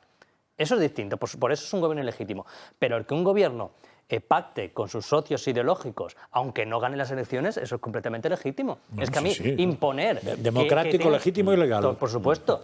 Otra cosa, repito, lo que ha dicho Sánchez, que gobierna con gente que dijo que no iba a gobernar. Y ganó las elecciones así. Probablemente en la filosofía democrática española, lo que no es normal es lo otro. Claro, porque tú no votas un presidente, tú votas un parlamento para que vote un presidente. Con lo cual, votar un presidente sería probablemente forzar la legislación española. Que tiene que gobernar, o el espíritu de la Constitución. Que tiene que gobernar mejor el PP, que saque 120 escaños, cuando a lo mejor el bloque ideológico de la izquierda suma 200, o al contrario, Pues no, hombre, eso no es la voluntad popular, no creo yo que eso represente la voluntad popular que esté gobernando el partido. Oye, es una propuesta que tiene, bueno, me parece razonable también, ¿no? Pero bueno, que es verdad que se está quedando mucho el debate después de lo que he leído ayer, ¿no? Después de presentar esas 60 medidas para llevarlas a cabo en 100 días, el principal parte del debate se ha quedado en esa medida, pero bueno, está en la de recuperar el delito de sedición, dejar sin efecto la reforma de la malversación, tipificar el delito de referéndum ilegal, recuperar el prestigio de las instituciones, CNI, CIS, etcétera, etcétera. O sea, y el Consejo General del Poder Judicial, el Tribunal Constitucional. Es muy extenso. Me estás anticipando. O sea, perdón, sigue. Ya las has metido. La verdad que se quedaba el debate solamente, o sea, la mayor parte de lo que he leído, ¿no? Un poco de noticias, redes, de todo pero lo que presentó Feijóo, dejó solamente ese tema. La filosofía de fondo de ese asunto, ¿cuál es? Es muy sencilla. Vamos a intentar que haya 2 partidos políticos. Eso sí. Exacto, es eso. Vamos al bipartidismo. De hecho, otra de las propuestas es que haya una información institucionalizada y frecuente entre el presidente del gobierno y el jefe de la oposición.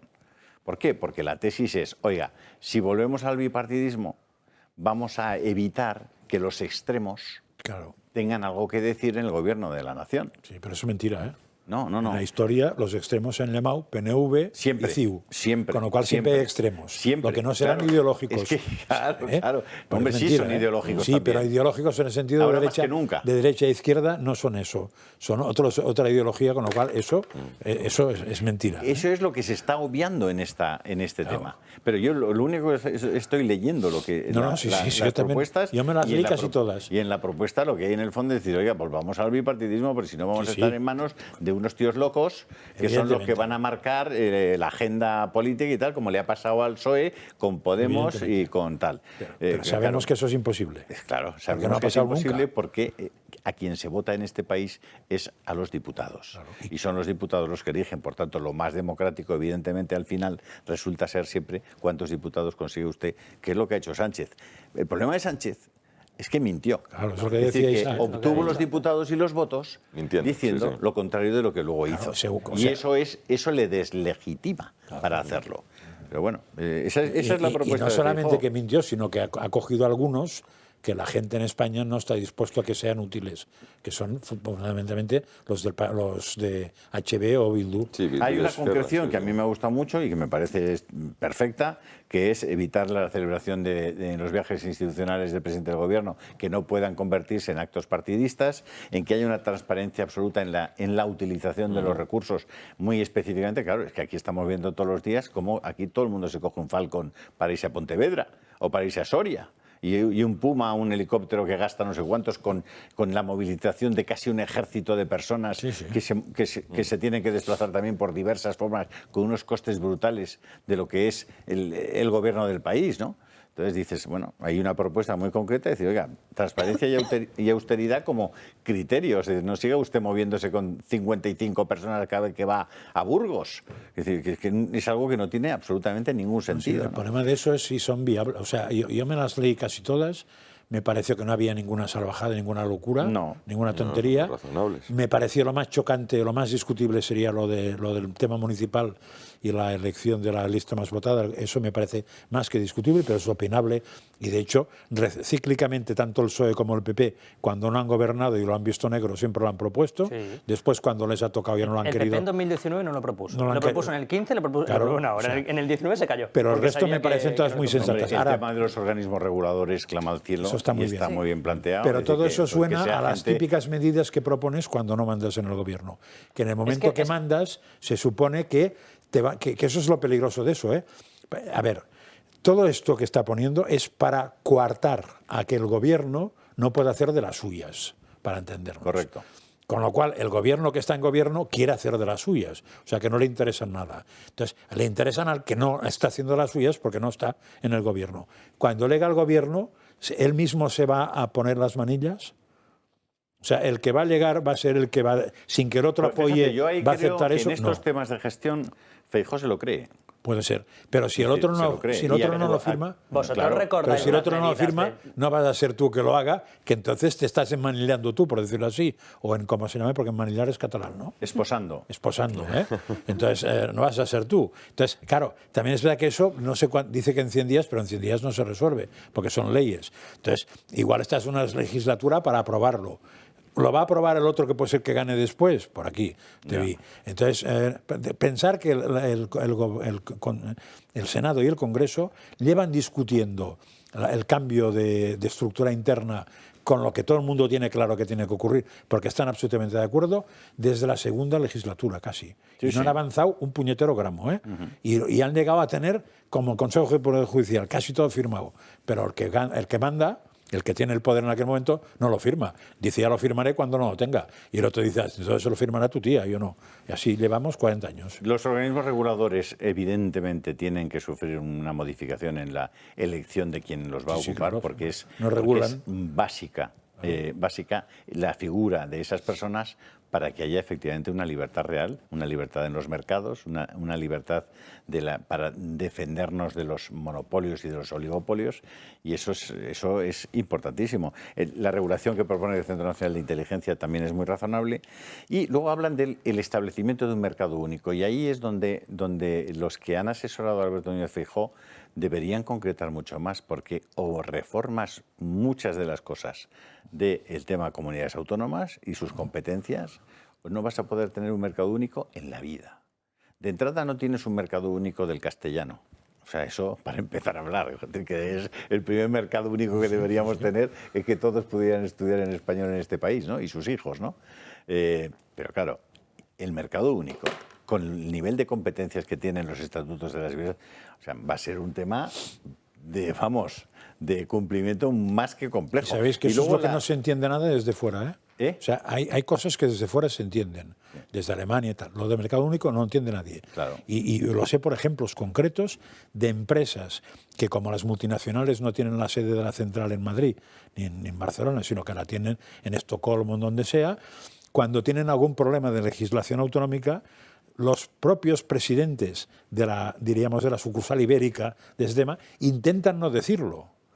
Intentan taparlo de alguna manera, porque como se les ocurre decir eso, y me lo han dicho más de uno... Aquí no invierte nadie. No, que te quitan. Pues claro. Que en el siguiente Consejo de Administración se decide que lo que estaba en tal pueblo se va a Alemania, se va a Estocolmo, porque no están dispuestos a depender de autoridades locales, por decirlo así, que para ellos son autoridades locales. No están dispuestos. Eso es evidente. Simplificación de la burocracia administrativa, firmo donde haya que firmar. No solamente simplificación, sino silencio administrativo positivo y responsabilidad de los funcionarios, especialmente en Hacienda. Yo creo que eso es algo que ojalá hubiera un estatuto de verdad del contribuyente, que es una de las cosas que más hacen falta en este país. Incluso hay un organismo defensor del contribuyente donde hay una serie de señores trabajando ahí. ¿Puedo decir algo? Todo, claro, porque aquí hay más medidas, pero vamos. Yo he interrumpido 20 veces. Vale, yo me parece muy bien que estemos hablando de estas medidas, pero es que estamos actuando como si el Partido Popular no hubiera gobernado nunca. Vamos a ver, que es el partido que más ha gobernado junto con el Partido Socialista. Pero Feijóo no ha gobernado nunca. Bueno, Feijóo ha gobernado en Galicia. Pero ha gobernado no sé cuántos años y Feijóo Feijóo es la copia de Mariano Rajoy, básicamente. Entonces, el Partido Popular ahora propone una serie de medidas de unas cosas que llevan funcionando 45 años en este país y de repente este señor viene, pues como vino Pedro Sánchez, como si el PSOE nunca hubiera gobernado, ahora llega Feijóo como si nunca hubiera gobernado. Yo a mí estas medidas me recuerdan la inmensa mayoría a las de Pedro Sánchez en 2015. Despolitizarlo todo, él venía a despolitizar Radio y Televisión Española, a despolitizar el CNI, a despolitizar todo, el Consejo General de Poder Judicial. Él mismo se despolitizó, sí. Todo. Él venía todo a despolitizarlo. De hecho, no tiene ninguna idea política casi en la cabeza. Y ha terminado haciendo lo contrario. Pero es que no porque sea Pedro Sánchez, no, es porque estamos hablando del bipartidismo, del PP y el PSOE. Es que es lo que quieren. O sea, en estas medidas, yo creo que cualquier persona que las haya leído sabe que Feijóo no va a hacer nada de eso. Lo que quiere es llegar al gobierno porque es el pacto que tienen PP y PSOE. PP y PSOE tienen su pacto para turnarse en el poder, ya está, es que no hay más. Ellos quieren, el PSOE quiere deshacerse de Podemos y el PP quiere deshacerse de Vox, ya está, quieren volver a un bipartidismo en el que ninguno de los dos pinten nada. Y esas medidas básicamente van encaminadas a eso. Feijóo no va a hacer nada de eso, igual que Rajoy no hizo nada, absolutamente nada de lo que prometió. Ni Pedro Sánchez hizo nada de lo que prometió, ni Zapatero hizo nada de lo que prometió, y ninguno hace nada de lo que promete. Porque el problema de este país se llama, y siempre se ha llamado, Partido Socialista y Partido Popular. Ya Luego, está. si os parece, seguimos hablando de ello, pero antes breve pausa para la publicidad y seguimos Me das paso hablando luego. desde otros asuntos. No se marchen.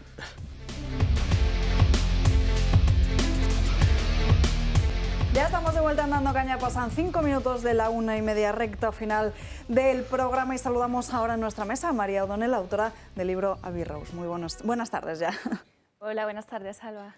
Bueno, como decimos, acabas de publicar esa novela con la editorial Homo Legens. ¿Nos puedes contar de qué trata el libro? Pues es una historia de una niña, una historia muy misteriosa, de una cestita que aparece en una mansión, en un valle imaginado. Y entonces es la historia de esta niña desde que nace, desde que aparece con la cesta y sus aventuras, sus amigos, sus primeros amores, en un ambiente de naturaleza y arroyos, colinas. ¿Por qué te decidiste a escribir una novela como esta? Pues me decidí a escribir esta novela porque necesitaba un refugio de cosas bonitas, un refugio de naturaleza, de historias que no fueran complicadas, pero sí que estuvieran bien escritas. Entonces he intentado pulirla mucho hasta este libro de hoy. ¿A quién va dirigido?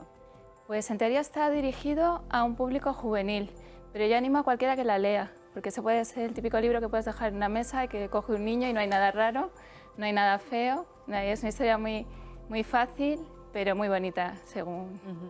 Bueno, yo lo tengo en la mesilla, así que lectura pendiente ya para los próximos días. Bueno, ¿cuál es el objetivo que tenías a la hora de escribirlo? Pues el objetivo era ese un poco, el pararnos un poco y reflexionar, tener un poquito de espacio para leer, para disfrutar de la literatura, del ritmo, del lenguaje en sí mismo. O sea, quiero que sea como un instrumento de entretenerse. Bueno, tus hijas tienen un síndrome, una enfermedad muy poco común y desconocida para muchos. Explícanos un poco más, ¿cuál es la importancia de la lectura en su día a día? Bueno, yo tengo 4 hijos y las 2 pequeñas, que son gemelas, Isabel y Victoria, tienen un síndrome muy raro, que dijeron que no iban a ver, no iban a andar y nos dijeron un montón de cosas, pero luego, gracias a Dios, todo se ha armonizado y hoy en día han podido hacer de todo. Y una de las cosas en las que insistí mucho y me importaba mucho era que leyeran. Y hoy en día disfrutan leyendo y yo creo que les da muchísimo vocabulario, una voz, una posibilidad de vivir situaciones distintas a las que les pasan a diario, desarrollar la imaginación, bueno, un montón de cosas, la lectura. Bueno, esta novela está siendo todo un éxito por lo que me están diciendo, así que no sé si podremos esperar una segunda parte. Pues estoy trabajando con mi prima María Rivera, que hace los dibujos, y de verdad han quedado fabulosos las ilustraciones y no sé si se ven. Hacia esa cámara de allí, ahí. Todo tipo de ilustraciones, viene aquí el valle y la verdad es que es un libro que gracias a Homo Legens ha quedado súper bien editado y estoy encantada ya de que lo hayan publicado, muy feliz.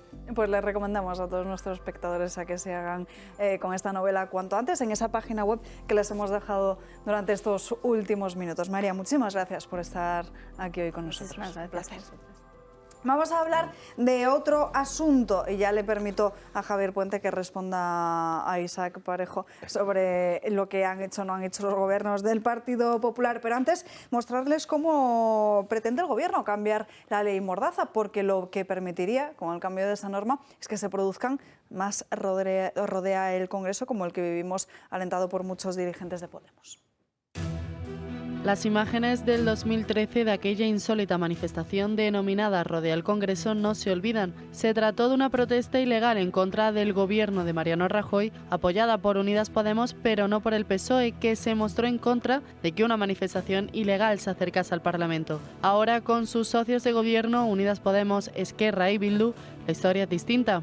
Y es que estamos ante un nuevo cambio de opinión porque el Gobierno pretende rebajar la ley que limita este tipo de protestas. El motivo, la ley Mordaza. Y es que se va a suprimir el artículo 36.2 que penalizaba rodear el Congreso de los Diputados. Pasarán de ser delitos muy graves a simplemente graves. Además, los menores de edad que causen desórdenes públicos no podrán ser sancionados, como tampoco los que tengan una capacidad económica limitada, es decir, aquellos cuyos ingresos sean inferiores al ingreso mínimo vital. Unos cambios que han provocado malestar no solo en la oposición, sino también en las fuerzas y cuerpos de seguridad del Estado. Y es que estamos ante otra mentira de Sánchez, un episodio más de hipocresía en el que primero comulgaba con una cosa y tras pactar con comunistas, independentistas y filoetarras, otra. Llama además mucho la atención que esta norma la hayan ido retrasando hasta ahora, cuando estamos a meses de las elecciones autonómicas y municipales, también a meses de las generales. Parece que dan a entender que entienden ellos que las elecciones van a suponer un cambio de gobierno y entonces ya sí habrá que salir a manifestarse en todas las calles e incendiarlas. En fin, Puente, que quería responder a Parejo. Bueno, nada, dos temas brevemente. En primer lugar, cuando ha gobernado el Partido Popular, el país ha ido mejor. Cuando estuvo Aznar se crearon 5 millones de puestos de trabajo. Cuando gobernó Rajoy se crearon 3 millones de puestos de trabajo, lo cual al final, cuando hay empleo, tú como persona, ya seas joven o la edad que tengas, te permite tener una libertad para desarrollar tu proyecto de vida, ¿no? Y aparte, pagar todos los servicios sociales, porque al final no nos olvidemos... ¿Qué proyecto de vida había con Rajoy? Espera un poco, Isa, que concluye un poco todo, ¿no? Entonces, al final, y puedes pagar todos los servicios sociales, sanidad, educación, que parece que eso es gratis y para nada. Si no hay empleo, no se puede pagar todos los servicios sociales. Y luego todas las 60 propuestas concretas, ¿no?, que ha propuesto Feijóo. Pues hablábamos, se han comentado antes algunas, pero bueno, el recuperar el delito de sedición no tengo duda que se va a hacer, dejar sin efecto la reforma de la malversación también, tipificar el delito de referéndum ilegal, recuperar el prestigio de las instituciones, no tengo duda que eso se va a hacer y lo vamos a recuperar si el Partido Popular llega al gobierno.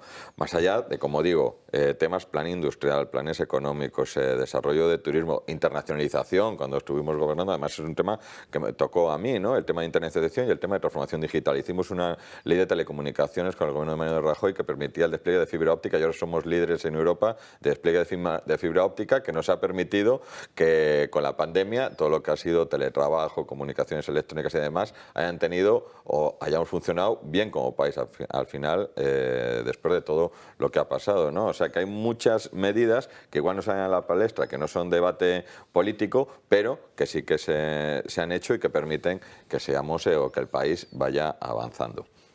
Ley Mordaza, no tengo duda, eso lo dijo en alguna grabación que le hicieron ahí medio clandestina y tal. Decía, oye, hay que prepararse para tener todo preparado para, si perdemos las elecciones, movilizar las calles. Esto Las elecciones de la Comunidad de Madrid. Oye, esto es un punto, oye, eliminar o facilitar el que se pueda rodear el Congreso.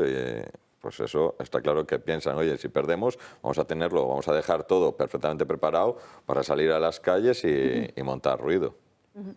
Bueno, a ver, esto de que yo es que siempre estoy en la continua lucha con este mantra que nos tienen los dos partidos, el PP y el PSOE, con que el PSOE da derechos, el PP arregla la economía. Bueno, pues es mentira las dos cosas, ¿vale? El PP lo único que hace es poner parches a la economía. Yo siempre lo he dicho, el empleo que había cuando la época Rajoy, pues empleo precario igual que el de ahora. O sea, los jóvenes nunca han tenido la opción de formar un proyecto de vida más allá de la época de Aznar, que luego pasó lo que pasó, la explosión de burbuja inmobiliaria, pero los jóvenes, en la época de Rajoy sí, bajó el 3 millones de personas el paro, también está bajando ahora. Estamos ahora en el porcentaje de desempleo más bajo desde el año 2008. ¿Eso quiere decir que tenemos una economía bollante?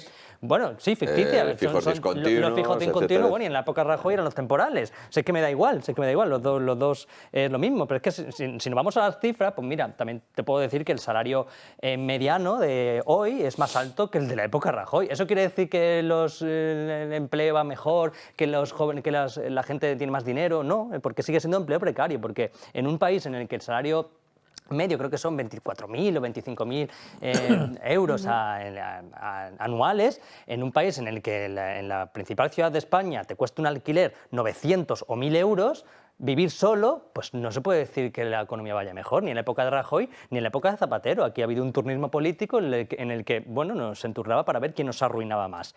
Y sin hablar ya de la oferta de empleo público, claro, que los dos partidos han jugado con lo mismo, con aumentar la oferta de empleo público para aumentar también las cifras, para bajar las cifras del paro. ¿Y qué es lo que estábamos hablando ahora? La ley Mordaza. La ley Mordaza. Bueno, a mí lo de rodear el Congreso, a mí no me parece mal rodear el Congreso. Las cosas, al final es una manifestación como otra cualquiera. La cuestión es... nos manifestamos todos y claro, si se nos permite que nos manifestemos todos. Te iba a decir. Ojo. La cuestión es por qué rodear el Congreso. Yo he criticado mucho las manifestaciones de rodear el Congreso por la razón por la que se hacía, no por el hecho de hacer una manifestación. La que se hizo en 2016 fue porque a la izquierda no le gustaba que se invistiera a Mariano Rajoy, que había ganado las elecciones democráticamente. Entonces, claro, hubo una manifestación para impedir que se produjera la investidura de un presidente que había ganado las elecciones. Entonces, esa es la misma izquierda que luego se queja de los asaltos al Congreso. Entonces, a mí lo rodea al Congreso, pues bueno, si hay una razón lógica y coherente para hacerlo, pues me parece bien. Otra cosa es rodear el Congreso porque no te gusta el resultado de las elecciones, como ha hecho el PSOE siempre. Por ejemplo, en Andalucía, cuando Vox, Ciudadanos y PP pactaron el gobierno, pues el PSOE se dedicó a fletar autobuses al Parlamento andaluz para impedir esa investidura. Y ahora se queja de los rodear al Congreso que presumiblemente se pueden producir. Me ha llegado un chiste de esos gráficos que dice: vaya porquería de manifestación. No han quemado ni un puñetero contenedor, ni han roto ningún escaparate. Se refiere al domingo, o al sábado, perdón. Y el otro son dos estudiantes de los que salían protestando por lo de Isabel Díaz Ayuso en la universidad. Y el otro le dice: son unos fachas.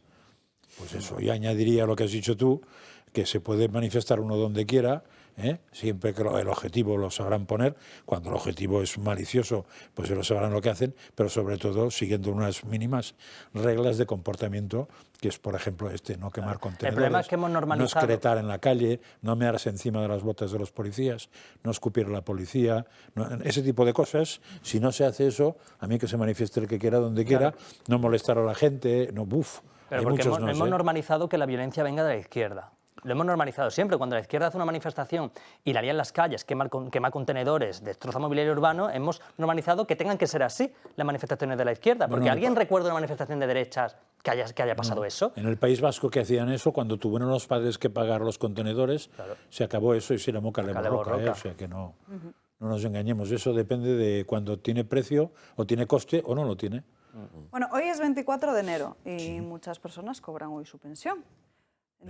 Con esa entrada en vigor de la subida de las pensiones. De hecho, recoge hoy nuestro medio de referencia Rebelión en la Granja como el gasto en pensiones roza los 12.000 millones de euros en enero, que supone el mayor incremento en 30 años. Lo publica así Rebelión en la Granja y hoy precisamente nos escribía además un habitual espectador de esta casa diciendo: pues a mí me ha llegado la misma pensión que en el mes de diciembre. Claro, es que se ha enviado el mensaje desde las diferentes televisiones, desde los diferentes medios de comunicación y también desde el gobierno de que iban a subir las pensiones, pero no suben todas las pensiones. Por ejemplo, esas pensiones no contributivas no suben simplemente las pensiones no contributivas de invalidez y también la prestación de ingreso mínimo vital de forma extraordinaria un 15%. Pero bueno, es una forma de también... Esto en pensiones roza los 12.000 millones en enero... Siempre tiene este gobierno siempre tiene letra pequeña, que además no es ni letra ni es pequeña. Suben las pensiones contributivas, pero las no contributivas suben solo algunas de forma extraordinaria. Y algunas suben más que el 15% Es una pequeña salvajada. A ver, yo que suban las pensiones no contributivas me parece muy bien, pero no tendría que ser a cargo de la hucha, ni de la hucha ni de las pensiones. Tendría que ser a cargo del gobierno, porque eso es un cheque. O sea, eso es que el gobierno quiere premiar a una serie de señores, pero es que las pensiones son unos señores que en su trabajo y unas empresas que por el trabajador cotizan a una cosa que se llama seguridad social para que después sirva para pagar las pensiones. Y eso no es para pagar el agua de no sé qué, ni para pagar los no sé cuántos, ni para pagar los no sé qué demás. Entonces, tendrían que quitar todo lo otro y ponerlo en otro sitio, porque tendría que ir al mismo sitio que va el cheque bebé cuando lo había, o el cheque no bebé, aunque sea una cosa mejor, más seria, más pensada. Eso ya no entro. Y entonces veríamos que las pensiones en España pues tampoco tienen tan mal futuro a poco que se arregle. Pero claro, si de las pensiones pasa como el recibo de agua en Barcelona. ¿Cuántos años llevamos con el tema de las pensiones que nadie se dedica? Mira, es que no lo van a hacer. Esto es otra patata caliente que se pasan los dos, y esto va muy relacionado con el tema del aborto, por cierto. Porque es que, no sé, me imagino que la gente sabe que este sistema de pensiones que tenemos es una estafa piramidal, ¿vale?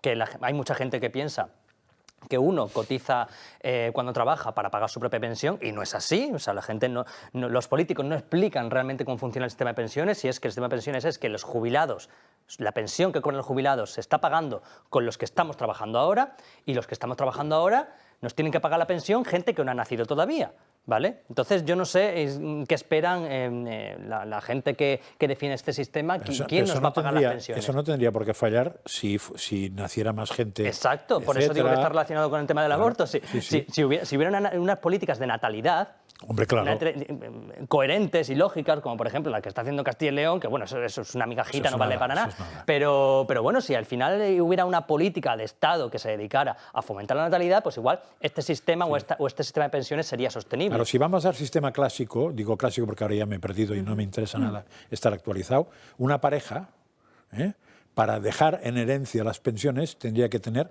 como mínimo una pareja. Si tuviera tres, sería un saldo positivo. O sea, en un país normal, mi época, no ahora, que no sé qué es, cuando dos tienen tres, yo les tendría que aplaudir y dar una medallita, porque estáis contribuyendo al futuro del país. Cuando tenéis dos, estáis empatando, no mejorabais mucho. Cuando dos tenéis uno, tenemos un problema. Cuando dos no tenéis ninguno, me estáis chupando la sangre al país. Claro. Pero como ahora es un sistema moderno, igual lo que hay que hacer es aplaudir a que tiene 0, matar a que tiene 3, escupir a que tiene 4, yo no sé qué hay que hacer, porque no estoy tan sonado como los que mandan. Es que ahora mismo creo que hay un cotizante y medio por cada pensionista. Sí, claro. Es que eso es insostenible. Y espérate, que va a menos eso. ¿Y que no tiene que pagar las pensiones, los del machete? No, claro, lo que dicen es que hay que conseguir que entren inmigrantes, porque así te pagarán las pensiones. Claro. ¿No será mejor fomentar la natalidad en tu propio país que depender de una inmigración que no sabes? Parece que no gusta eso. Es que es alucinante que eso la gente no lo entienda. Parece que no gusta. Porque estos dos partidos se han dedicado a engañar sistemáticamente durante años sin explicar en qué consiste esta estafa que es el sistema de pensión. Y cuando lo dices, es que parece que es que te quieres cargar a los ancianos, que es que no te gusta. No, que es que a mí me gusta y quiero que los ancianos y los jubilados cobren la pensión que se merecen según el trabajo que han hecho. Además es que han pagado por ello. Han pagado por ello. Aunque hayan pagado para que cobre pero otro. Les han engañado, han engañado. Les han dicho que es que ellos estaban cotizando para su pensión, y es mentira. Es mentira. Ellos han estado cotizando para unas personas que ya han cobrado la pensión y seguramente ya hayan fallecido, ¿vale? Eso es lo que le han explicado y les han engañado. Y nadie, ni PP, ni PSOE, ni ningún partido, ni Vox, ni ninguno, se atreve a reformar este sistema, porque se van pasando la patata unos a otros hasta que llegue un momento en que quiebre. Y el que le pillen el gobierno, pues quebrará. Había una cosa que se llamaba Pacto de Toledo. ¿Te acordáis? Sí. Que servía para esto. Sí. Y que la última vez que se reunió fue Podemos que me acuerde yo, fue el Podemos el que consiguió que no se pusieran de acuerdo. En octubre, ¿no? Por ahí. Sí, pero llevamos tiempo, ¿eh? No. Entonces, bueno, pues ahí estamos. Porque en teoría, después del famoso debate Aznar-Felipe, que perdió en las primeras elecciones, que Aznar se presenta contra Felipe, pierde porque Felipe le acusa de peligrar las pensiones en el segundo debate, ¿os acordáis de eso? Y entonces se llegó al acuerdo de que había que quitar el tema de las pensiones de la batalla política. para no echarse uno en cara del otro. Y eso lo han cogido otros partidos, el guante, pero todos, ¿eh? Lo quitaron o sea, una que ninguno temporadica. se atreve a decir ni una palabra de las pensiones, ni un partido. Bueno, el PSOE sí está diciendo que con el PP no se le garantizaba la subida más de un 0,50%, no sé qué era, y en cambio ellos han subido un 8,5%, etcétera. No, aquí el uso político de las pensiones es que con Sánchez todo lo que estaban de acuerdo antes ha desaparecido. Sí. Y es que es alucinante, porque es que el Partido Popular, me acuerdo que subía un 0,25 las pensiones en una época en la que el IPC era negativo, o sea, por tanto, ganaban poder adquisitivo. Y el PSOE, el gobierno, subió un 8% de las pensiones en el momento en que el IPC, o sea, que la inflación estaba disparada, realmente perdían poder adquisitivo. Sin embargo, la gente lo aplaudía porque no tenía ni idea de cómo funcionaba el sistema. Bueno, os habréis enterado de esa última polémica de Podemos con Mercadona y Ione Belarra llamando capitalista despiadado a los dueños de diferentes supermercados. Bueno, pues Juan Roig esta misma mañana, el presidente de Mercadona, ha dicho que los directivos y empresarios generan riqueza y bienestar. No se ha referido, eso sí, directamente a la ministra, pero claramente es una respuesta a lo último que ha sucedido. Ione Belarra está dedicada en cuerpo y alma a la política, pero Ione Belarra tiene otra pasión. Sí. ¿Cuál es esa pasión? Que yo la sé. Buscarse enemigos en todos los ámbitos. Esta vez les ha tocado a los dueños de 2 supermercados muy conocidos en nuestro país. Que los supermercados como Mercadona o como Carrefour se estén haciendo de oro a costa de la crisis económica derivada de la guerra de Ucrania. Es indecente que el señor Juan Roig se esté llenando los bolsillos siendo un capitalista despiadado. Son capitalistas despiadados, decía el pasado sábado la ministra de Derechos Sociales, pero estos ataques son algo recurrente en la agenda de Podemos. El discurso de Belarra eleva considerablemente el tono de señalamiento directo a los empresarios del sector de la alimentación que ha llevado a cabo Podemos los últimos meses. La campaña de los morados se lanza con un único fin: justificar sus propuestas de gravar con impuestos adicionales a las empresas de distribución alimentaria y de topar los precios de los alimentos básicos. La segunda de ellas, por cierto, sin éxito alguno, ya que no incluía productos frescos y sí incluía alimentos que no eran de primera necesidad. Sin embargo, no todo el Ejecutivo comparte estos ataques. El tono de Podemos no ha gustado al ala socialista, que da un toque de atención a la ministra. Creo que es importante, ¿no?, que entre todos pues mantengamos una cierta prudencia verbal. En la misma línea se pronuncian el ministro de Agricultura, que tacha estos planteamientos de intervencionistas y populistas, y también la secretaria general del PP. Creo que estamos en una deriva populista por parte de todos los ámbitos del Gobierno, donde el señalamiento, bien sea de los políticos, bien sea del Poder Judicial, bien sea de los periodistas o bien sea de los empresarios, es lo que se lleva. Para Belarra, la solución más barata y efectiva, dice, es la intervención del mercado. Una medida que, según los cálculos que maneja el sector, llevaría a los supermercados a números rojos en poco más de 9 semanas. Javier. Bueno, bastantes temas aquí, ¿no? Por un lado, entre alguien que genera 500.000 puestos de trabajo y por otro lado, pues una ministra que, eso sí, de dinero público se lleva unos 100.000 euros, pero que lo único que ha hecho ha sido pues, poner pancartas en la calle, y supongo que en algunas manifestaciones de estas, como la que hemos visto hoy de Ayuso, pues está claro que me quedo con los primeros, que haría mucha más falta para este país.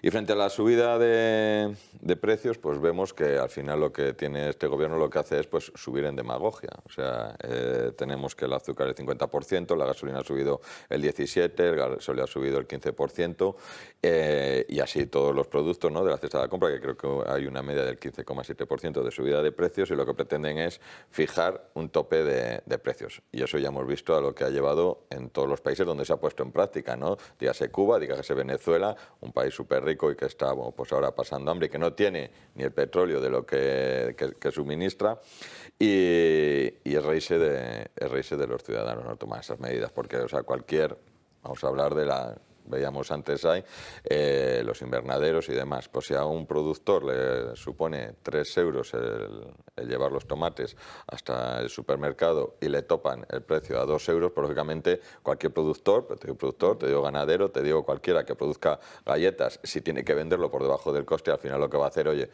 quito el invernadero, quito la ganadería, no produzco galletas y al final en los supermercados vamos a tener, sí, estará el precio puesto y topado, pero no habrá producto, lógicamente, porque cualquiera que se dedique, que tenga cualquier negocio, que produzca cualquier cosa, si le limitan el precio por debajo de cualquier precio de coste, lo que va a hacer es dejar de producir. Entonces luego, al final, pues, ¿qué vamos a comer? Y lo estamos viendo, como digo, en los países en los que se han llevado a cabo esas medidas, ¿no?, que pretenden llevar a cabo en este país. Es lo que buscan las casas de los supermercados para la cartillita de racionamientos, es lo que se quiere. ¿Qué te cree? ¿Que esta gente no sabe perfectamente que esto se ha aplicado en todos los países y en ningún país ha funcionado? No funcionó. Lo saben, pero es lo que quieren. Sí, un país pobre y dependiente. Yo me temo que mete a Carrefour, porque que ataquen a Juan Roig es bastante...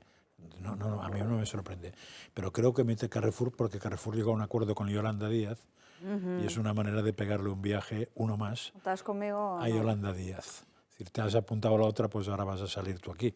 Porque sabemos que a Amancio Ortega y a Juan Roig les tienen especial odio porque Bueno, son ya no, la antítesis. porque ya desde que está Marta Ortega ya firma acuerdos con la ministra de Igualdad para sacar modelos con pelos en los sobacos, entonces ya desde entonces ya no le cae mal. Vaya. Es verdad. Sí. Ha sacado una campaña, Marta Ortega, Zara ha sacado una campaña con modelos femeninas con pelos en los sobacos, que es la realidad. Y entonces ya no se meten con ella, y, o sea, con Inditex en general, desde que ha pasado eso. Fíjate, qué inteligencia. Sí.